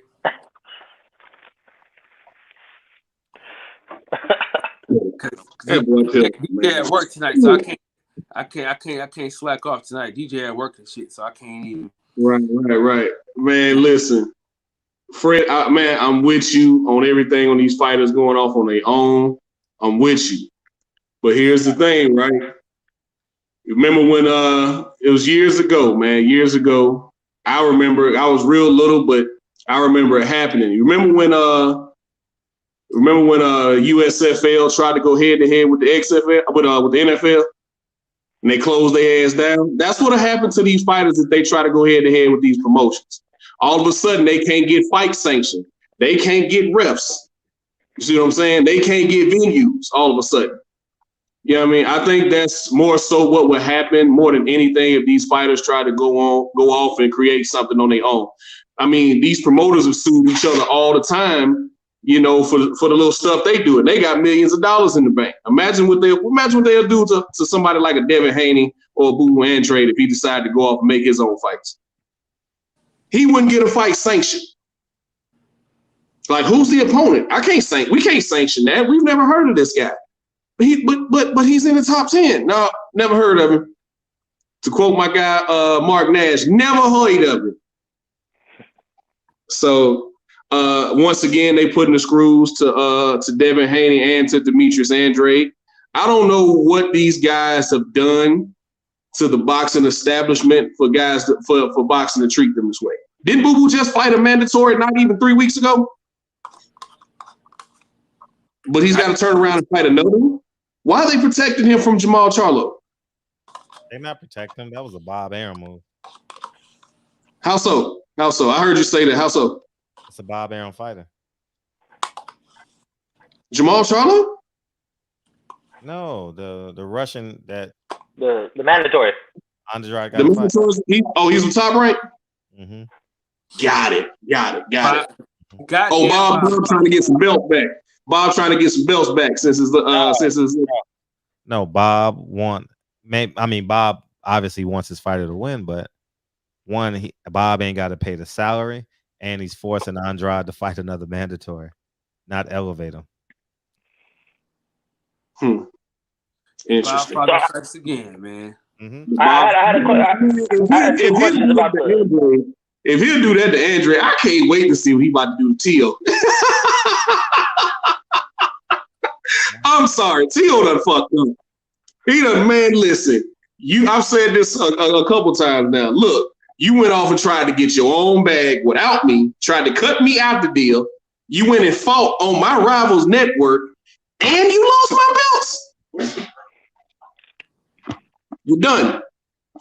You done, bro. You finna fight some wolves. You finna fight some hounds. You hear me?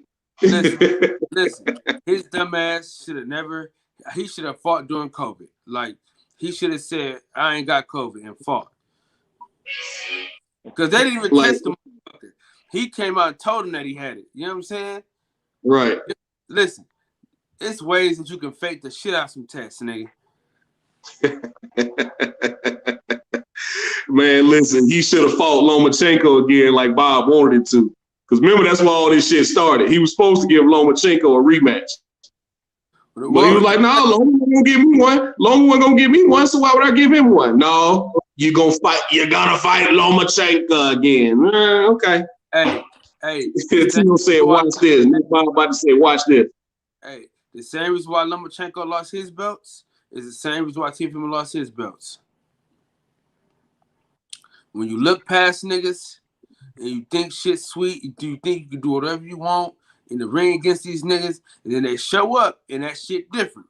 You go, oh, shit, I can't really do what I thought I was gonna be able to do. My jab ain't long enough to touch him, or my hands weren't fast enough. You know what I'm saying? Oh, the boxing section is just in here right now, huh? Shit. Yo, I had a question about the mandatory game, right? So the other day I was talking, and I heard that unifications trump mandatories. Is that true or false? And then usually you have about a year, right? Who's he gonna unify with, bro? Well, I mean, for the Charlo fight, if he's able to. Yeah, Charlo ain't fighting him, man. That man that's old as he ain't fighting him. Don't nobody want to fight Andre for some reason, man. I'm still trying to figure it out if he's such a horrible fighter. I'm gonna tell you this though. Demetrius Andre, he needs to get a stylist, bro. I don't be caring how they do. I mean, all these dudes dress weird, man. I don't be caring about that. Man, but hey, you need to be a stylist, Kyle, man. You need to be one, bro. Because niggas can't relate to Demetrius Andre, man. That's why this shit is happening, man.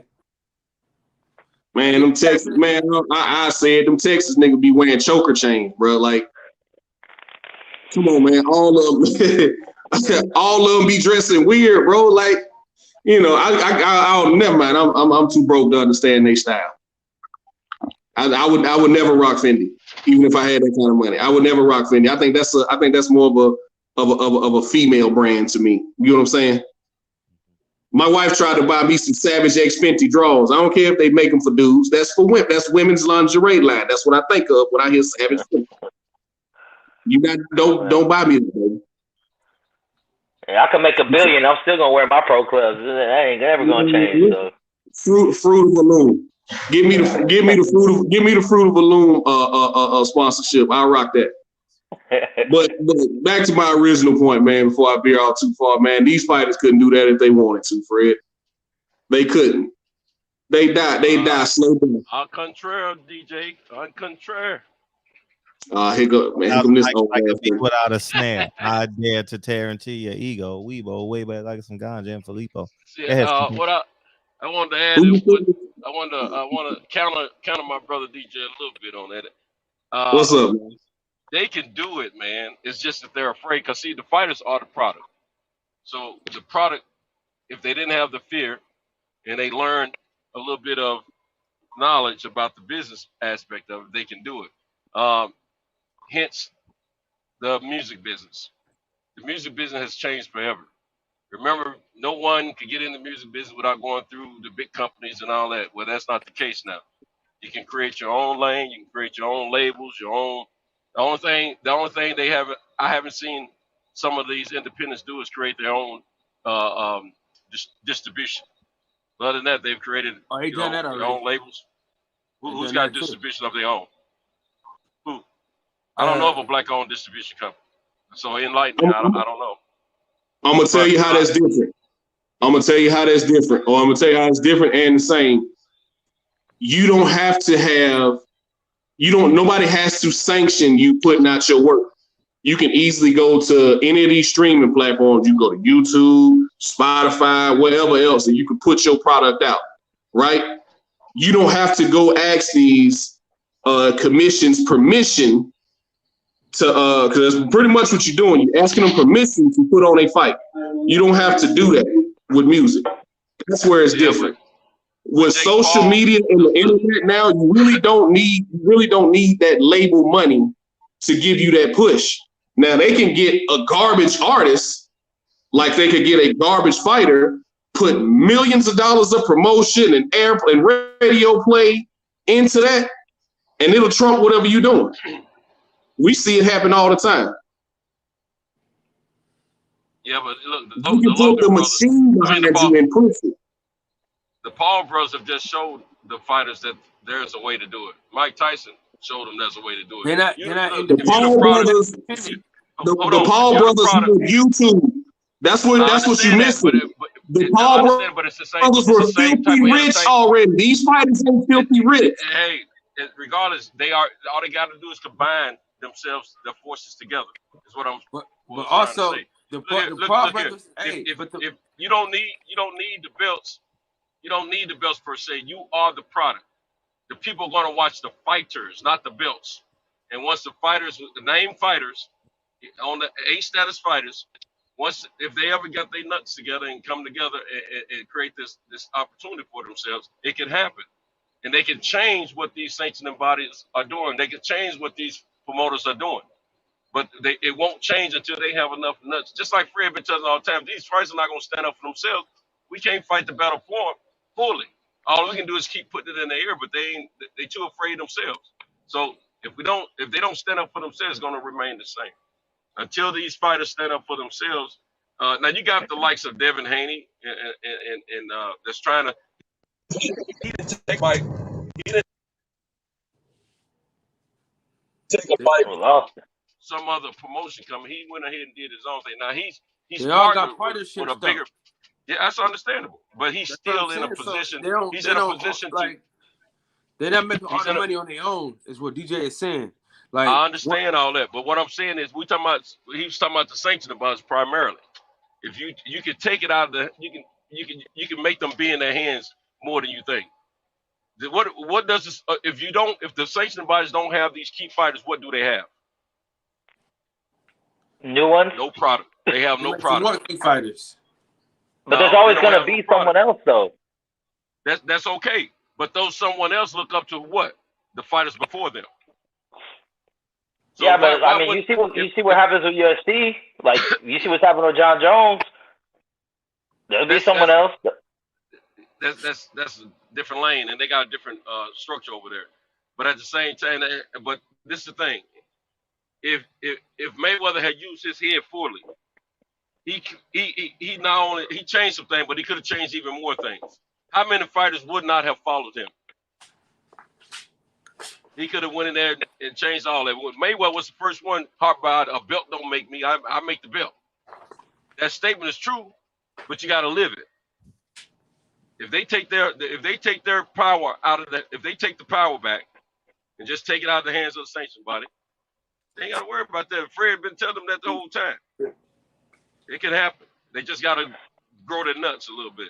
You know what I'm saying? I mean, I think it's just too big of a risk. And I mean, it's a big reward, but it's a big risk. A lot of these fighters come from nothing. They're going to give up millions and millions on the hope of hopefully, I mean, one in the hand's worth more than two in the bush.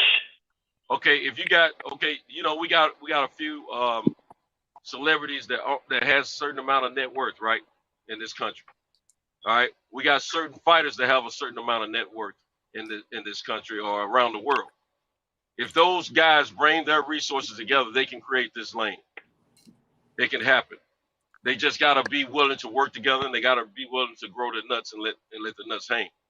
They're not willing to do that because they have the fear. If people keep telling them they can't do it, they won't ever try to do it. You gotta create your own lane. People out here getting in business every day for themselves, creating their own lane. It can be done. Now the sanctioned bodies, they got a grip on it right now, but it can be taken away from them, and they know it can. But they know these fighters are too afraid to make it happen or to make that step. So it's not going to happen. It ain't even necessarily about the sanctioning bodies. It's the athletic commissions that won't say, man, these guys got enough skin in the game where they don't have these promoters can say, hey, I'm going to put a fight card on that same night. These guys are pretty much throwing back alley fights. I don't need you to sanction that. The UFC had problems getting fights sanctioned because of boxing and because of Congress when they first started. That's why they went to remember they were bare knuckle and all that shit. It's the reason why bare knuckle boxing is on Indian reservation. That's where these fighters would have to go. And then all boxing has to do is put a card on that same night. Nobody's watching that. Who are you going to sell it to? How are you going to get it out to the public? What streaming service are you going to go to? If you got big names that's making these moves, they will follow. Because if just like we talking about Tank's not fighting anybody, if the names don't bring any kind of attention, who's going to watch it? If the names that bring attention are at the smaller farm arenas, people will still follow and watch it. I've just realized we got more fights going on in my area than I realized. And I'm gonna start checking some of these fights out because I didn't know there was that many fights going on around my. Matter of fact, Lou Dibella's got a fight about 50 minutes from me pretty soon. What city? I mean, Clarksville at Austin P. Clarksville up at Austin P. So and Mayweather was in town this past weekend, but of course I wasn't checking it out because he wasn't fighting. I'm trying to watch the big fights that was on television. Mm-hmm. But what I'm saying, it can be done, man. We just look here. UFC started somewhere. Bare knuckles boxing, it started somewhere, and it's making a buzz. You got to grow it. Yeah, if you build it, they will come. But exactly. But if you, let me tell you something. If I watch all them shit. Let me tell you something. Ice Cube, and a few other partners of his, they came up with 3-on-3 basketball, right? There was already a concept out there going around nationwide, but he don't put it on a broad platform for the world to look at it. Yeah, but he went to where? He went to where? But he did. He went to a network. He went to a network and got it done. But he did it, and he owns it. He did it, and he owns it, and he brought other parties in with him. It ain't got shit on the NBA though. So you trying to make NBA money or Big Three money? But guess what? If he didn't have eyeballs watching, they wouldn't be on these networks. They getting money. They growing every year. More teams, more coaches, more sponsorship, everything. That's great. Because I actually watch Big Three, but this is what I'm saying. These old promoters ain't gonna let these guys on TV because if that succeeds, it will topple the way boxing operates. I guarantee you, if these fighters come together and try to do that, Al Heyman, Eddie Hearn, Bob Arum for damn show, seeing how he got ESPN behind him, I promise you they will try to bury it. That's all I'm saying. They will bury it. I feel what network they gonna go to? What network are they gonna go to? They don't have to start off at a big network. All they got to do is do. How they gonna get it out there? They gonna put it on YouTube for free? All they got to do is do some event venues around the local areas and have. Look here, these little promoters in my area, they doing online. They doing the online streaming, and they doing the gate. The gate's $40 on the average, $35, $40, and the streaming. I don't know what it costs, but it might cost about the same. And they got to be having some success, or they wouldn't keep doing it. I saw a guy running with Nest today. This is what got me onto it. I saw a guy running to Nest today. I mean, that be on Nest show. He had on TriStar Boxing. I know anybody that's a Tennessean. Anybody that's a Tennessean know what TriStar is. So when I saw that, I said, "Darn, what is he doing with that?" You know, they in Vegas out there, right? So I go and I Google it. It's a promotion company, locally, Nashville, and they doing shows here and there. Matter of fact, D. Will was on the other night, and he was talking to me about a boxer that he runs with and stuff like that. D. Will say fight sometime. So this guy's a part of that umbrella. And I'm telling you, man, it can be done. If those guys can get $40 at the gate, and I've been to some of these local fights in the past, if they can get $40 at the gate and get this streaming, and apparently they've been getting it, and that's why they keep doing it. If you got some cashier names, ain't no telling how many people showed up down. Mayweather was at a little rinky-dink arena, the oldest arena in Nashville, the Municipal Auditorium, probably hold 8 to 10 grand at most, but they didn't use all of it. And he showed up. He was there. A homeboy of mine did the film production on it. I mean, did the camera work on it. And I saw his Instagram information. The thing about it, they had a good crowd. So if they promote this stuff and they got names that people know about, it can happen. I just don't believe it can't happen. I'm just not that dude. You know, I believe you push hard enough and you work it, massage it, and you get enough resources, you can make it happen. I believe that. It's just you got to be willing to go through the trenches to get to the mountaintop. If you're not willing to do that, it ain't gonna happen. Everything's a leap of faith, but at the same time, with a good business plan, you can make it happen. But I just don't want us to believe like that. I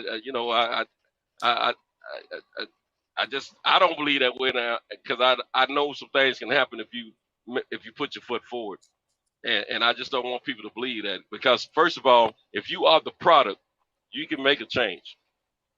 Because I don't care how big these sanctioning bodies are, these commissions are, without the product, they have nothing. Nothing at all. What people gonna do? Pay to watch them talk about boxing, or to say what the rules are about boxing, or tell them about fights that they wish they had? No, they ain't paying for that.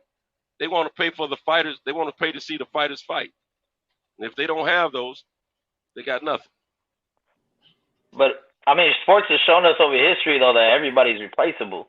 We saw what happened with Le'Veon Bell. We seen what happened to these athletes that want to make those moves for themselves, and there's going to be another one right behind you that's going to be a flash in the pan. It's going to knock someone out. It's going to be the new wave. You know what I mean? I mean, I want it to happen. I'm right there with you. It's just you got to look at what I mean. I'm looking at it as a point of like what's possible and what's probable. You know what I mean? It is possible. It's just not probable. At least not at the moment. You would have to set the foundation now and then maybe build 10, 15, 20, 25 years into it to become established. But who's willing to sacrifice their career to take that jump right now? But you know, let me tell you. Let me ask you this. I feel what you're saying. No disrespect or anything. I feel exactly what all of y'all saying. But let me ask you this. You're a boxing fan, right?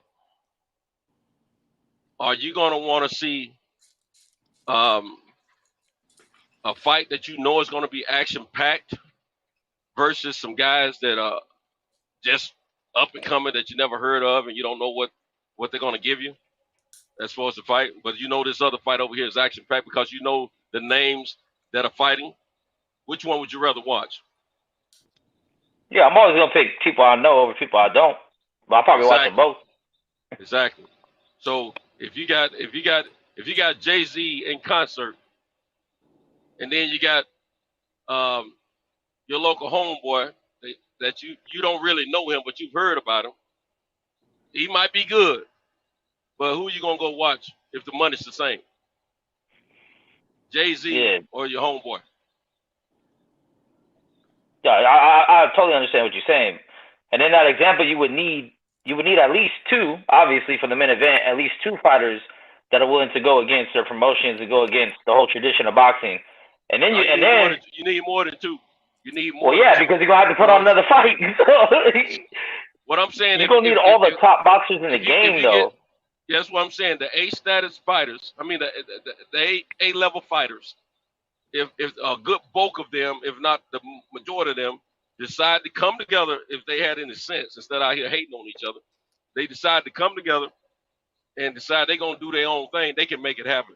The only problem is a lot of them are locked into these contracts, and they can't make too many moves suddenly like that. And I understand that, but I'm saying take the contract portion out of it. If the contract wasn't in place, these guys could make those agreements and move. Mike Tyson's tried to tell them. The Logan brothers, even though we all see them as YouTube creators and stuff like that, they've shown them. My man Fred is always talking about stuff like this, and it can happen. And you got people showing that they can take matters in their own hand. When you got guys that are fighters that are starting their own promotional companies, legit promotional companies, that's a step forward in that direction. So in other words, they need to unionize then. You ain't necessarily got to unionize. You just got to come to an agreement, a mutual agreement. But I mean, if you think a union helps the situation, fine. But I don't think you need a union to make moves in situations. Hey, let me tell you something. On the inside, ain't no unions. When you want to boycott, and on the inside, we all talk about it and we sit down. Ain't no union. You just got to have agreement. I ain't You gonna gotta have lie, some y'all. balls too. I ain't gonna lie to y'all niggas, man. I'm tired of this motherfucker, bro. You getting out of here in 10 Hey, minutes anyway. hey, listen, I'm gonna be honest with y'all niggas, man. The boxing session is gonna be live, but Kyle Davis might not be on there. I'm gonna keep it real with y'all niggas, man. This shit, hey, listen, I done got up 4-5 times. I done ate shit, drunk shit, ain't shit working. Man. So, Hey, we so was what on you for saying? like 7 hours yesterday, man. Oh, that was a little light work there. I went to sleep, woke up, and people were going. I was like, okay, let me hop up in here. I ain't got shit to do. 3 o'clock in the morning, 4 o'clock in the morning. Right. But yeah. Are you done for the night, Cal? Whew, boy, shit. Yeah, I think you're done, man. Yeah, buddy, it's close. I can't lie, my friend. I'm struggling right now. I ain't gonna lie, I'm struggling hard. If I was on the move. We was rolling, and niggas started talking too slow and shit, man. You know what I mean? Making niggas split. Motherfuckers Hey, talking too slow. you from the town, that's why, man. You from the town. Niggas talking too slow, man. My mind's Hey, relax and shit. I'm only an hour and a half, 2 hours away from you, man. I know what goes down out there, man. I'm right down the 101. But yeah, I'm gonna let y'all get up out of here. I'll probably slide in the boxing session later, man. All I gotta say is, motherfuckers better hope Comey don't beat Lomachenko, or else that shit's locked up. Dibella got it on lock.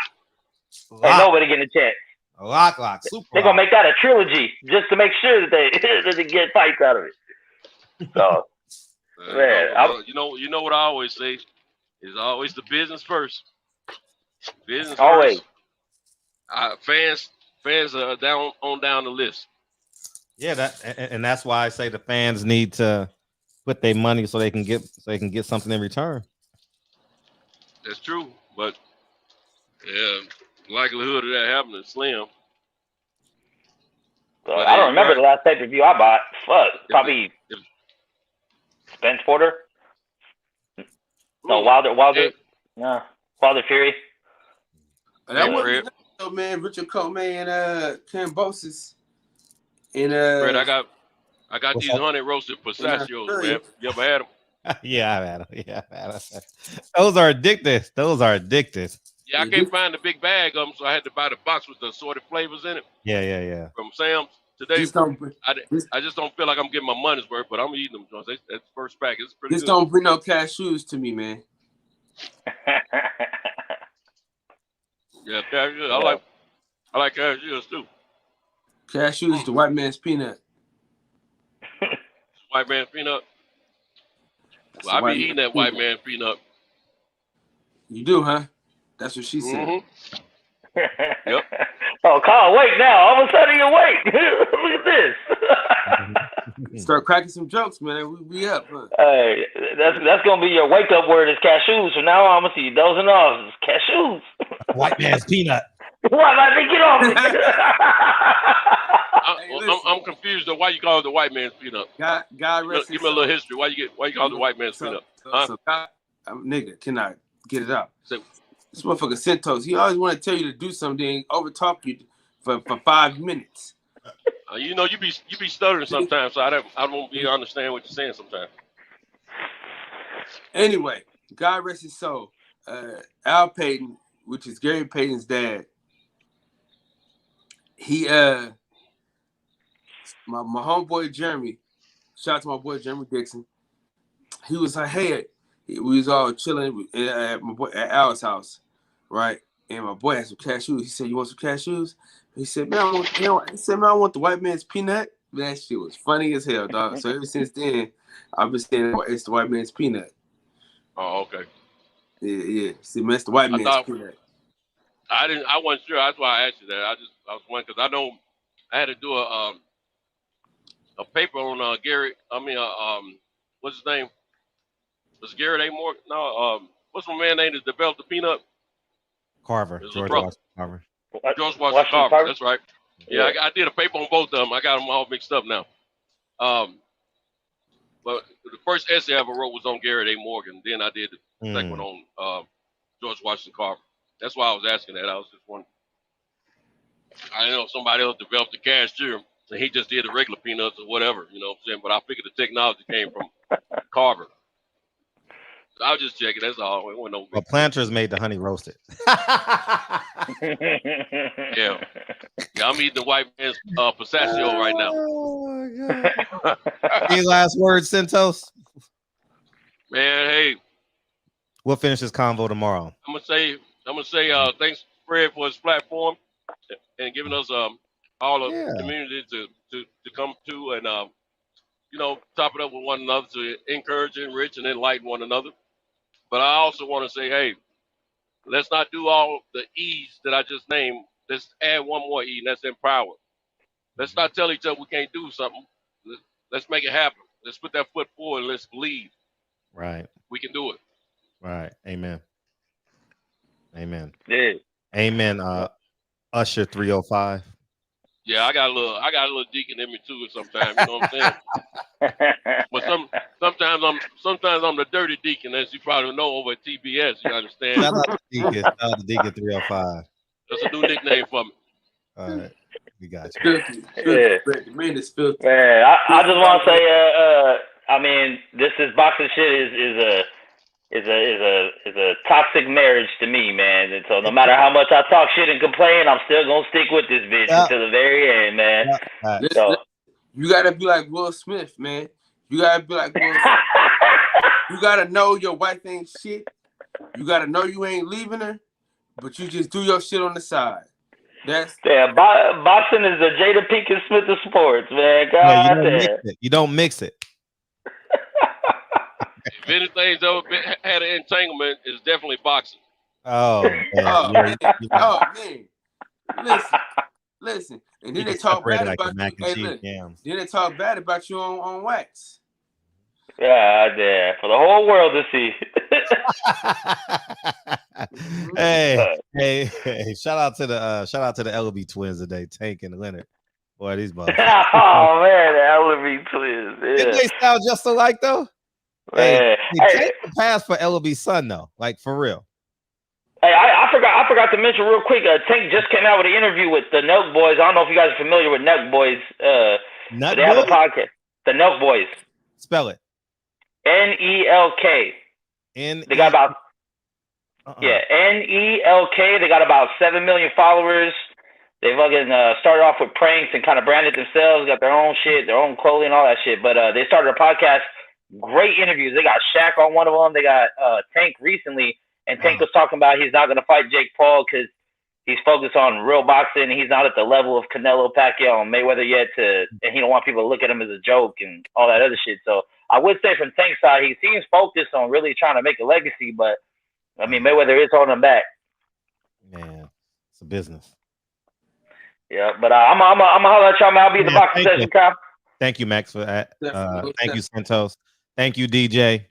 And thank you, everyone else. Thank you for all the phone calls. And thank you, Kyle. And thank you, Unique Don. And thank you, DJ. My phone keeps kicking me off. I'm back in the chat. Thank you, DJ. Again, thank you. Yeah, man. Another great show, Fred. This was a fun show. It was a fun show. Man, as sleepy as I was, man, the shit was still good, man. I'm telling you. Yeah, it's the people that make the show. Man, I'm telling you, man, this shit.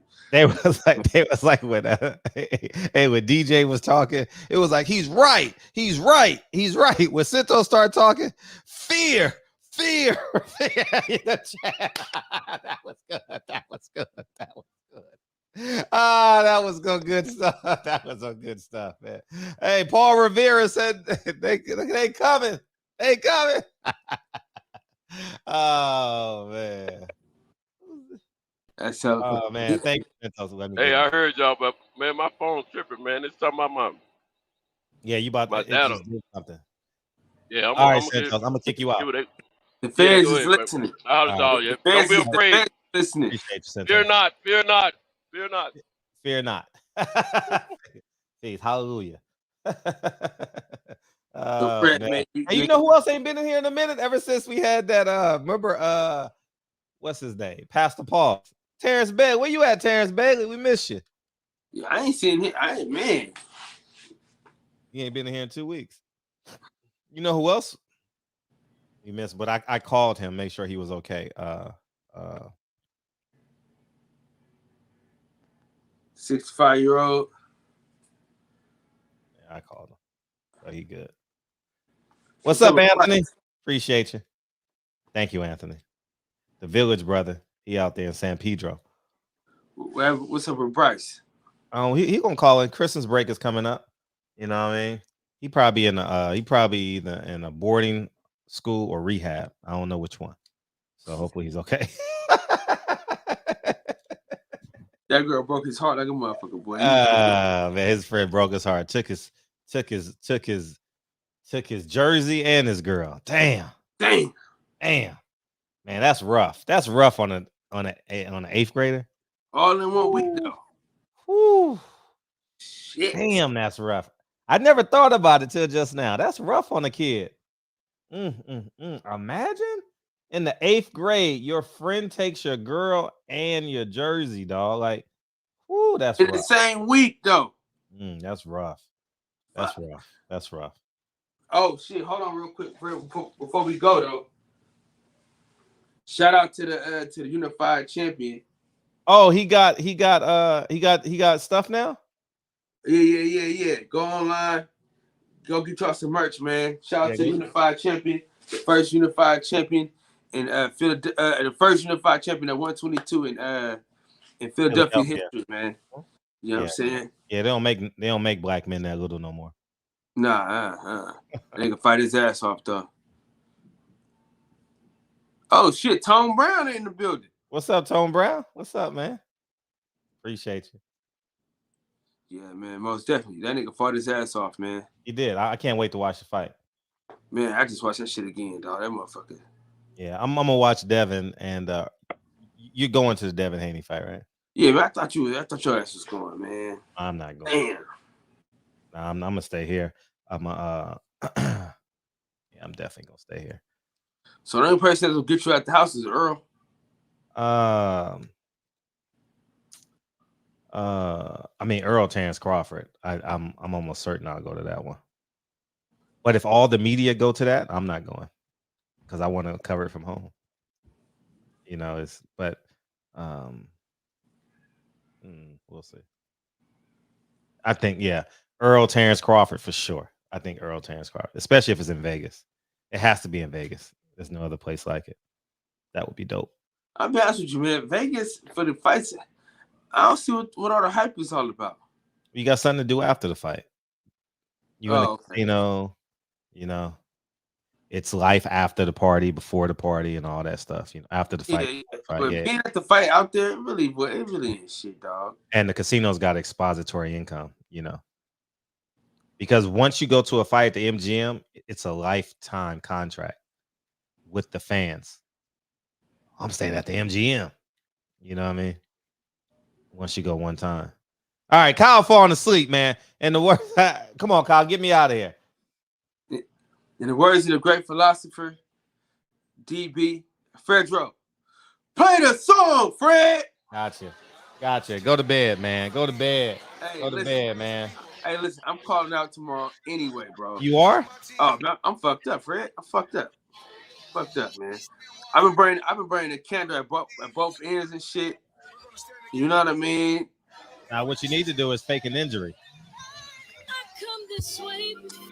I got close. We switching companies, so I gotta wait. Unique Don, what's up, Ma? Dimitri, what's up, Brian Kittens? Thank you for coming into the show. Anthony, man, you gotta come in and man, beam in. DOG, beam in. We need you, man. Beam in. Bo said, man. Did I say that name? Bo said. Appreciate Tone Brown. Welcome home, man. Welcome home. Eric, thank you, dog. Wayne, man. We ain't nothing without y'all, man. Village, brother, man. Tell a friend, man. Let's get to 600 next week. We've been averaging 500 people the last 2 weeks, 3 weeks. Let's get to 600, man. Share this shit. You know what I mean? Mark Club 57, Mark West, the big homie. No, hey, Mark West, the even homie. Because the devil is alive. What's up, West Virginia? Thank you, man, for your support. Thank you, dog. DOG, man. Respect my tech. Appreciate you, big homie. You out of here already, right? D Will, what it do? Peoples Hernandez. Steve Hernandez in the building. What it do? Highwayman, welcome to the show. Welcome to the show. Welcome to the show, man. Brian, man, appreciate you, man. 817 is always funny. Always funny. Because 2-Eye Earl is back. What y'all gonna do now? What y'all gonna do now? What's up, Earl? Holla at your boy, Earl. We miss you, man. Man, hey, these long form interviews are so important, man. You just really can't get your teeth into these 3-minute interviews, man. I'm excited. Blue Blood is in Vegas, so I'm excited to see his content. Yeah, me too. Always excited to see Blue Blood. It's my personal segment, running game like I'm Asian. It'd be great to see what Blue Blood got. That'll be amazing. Yeah. So I was gonna fuck around and go to that Tank fight too, but if it was Rolly though, Fred, I'd have went for sure. Easy. It was easy. You know what I'm saying? It was an easy choice if it was Rolly. Hey, thank you, Darren.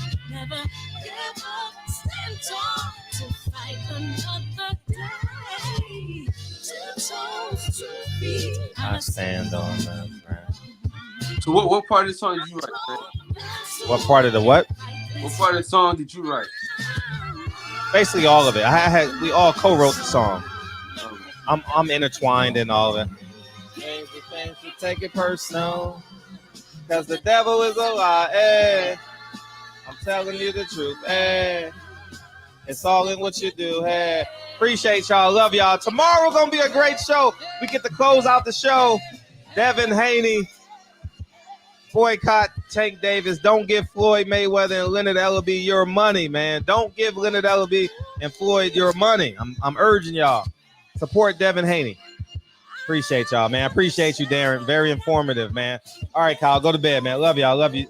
Hey, I'm on a boxing section, man. I'm gonna fall asleep on my We going to the after party. I'll be over there. Thank you. Most definitely. Hey, listen, I'm gonna get it so everybody can come on, and I'm getting the hell off. Appreciate you, big homie. It's all good.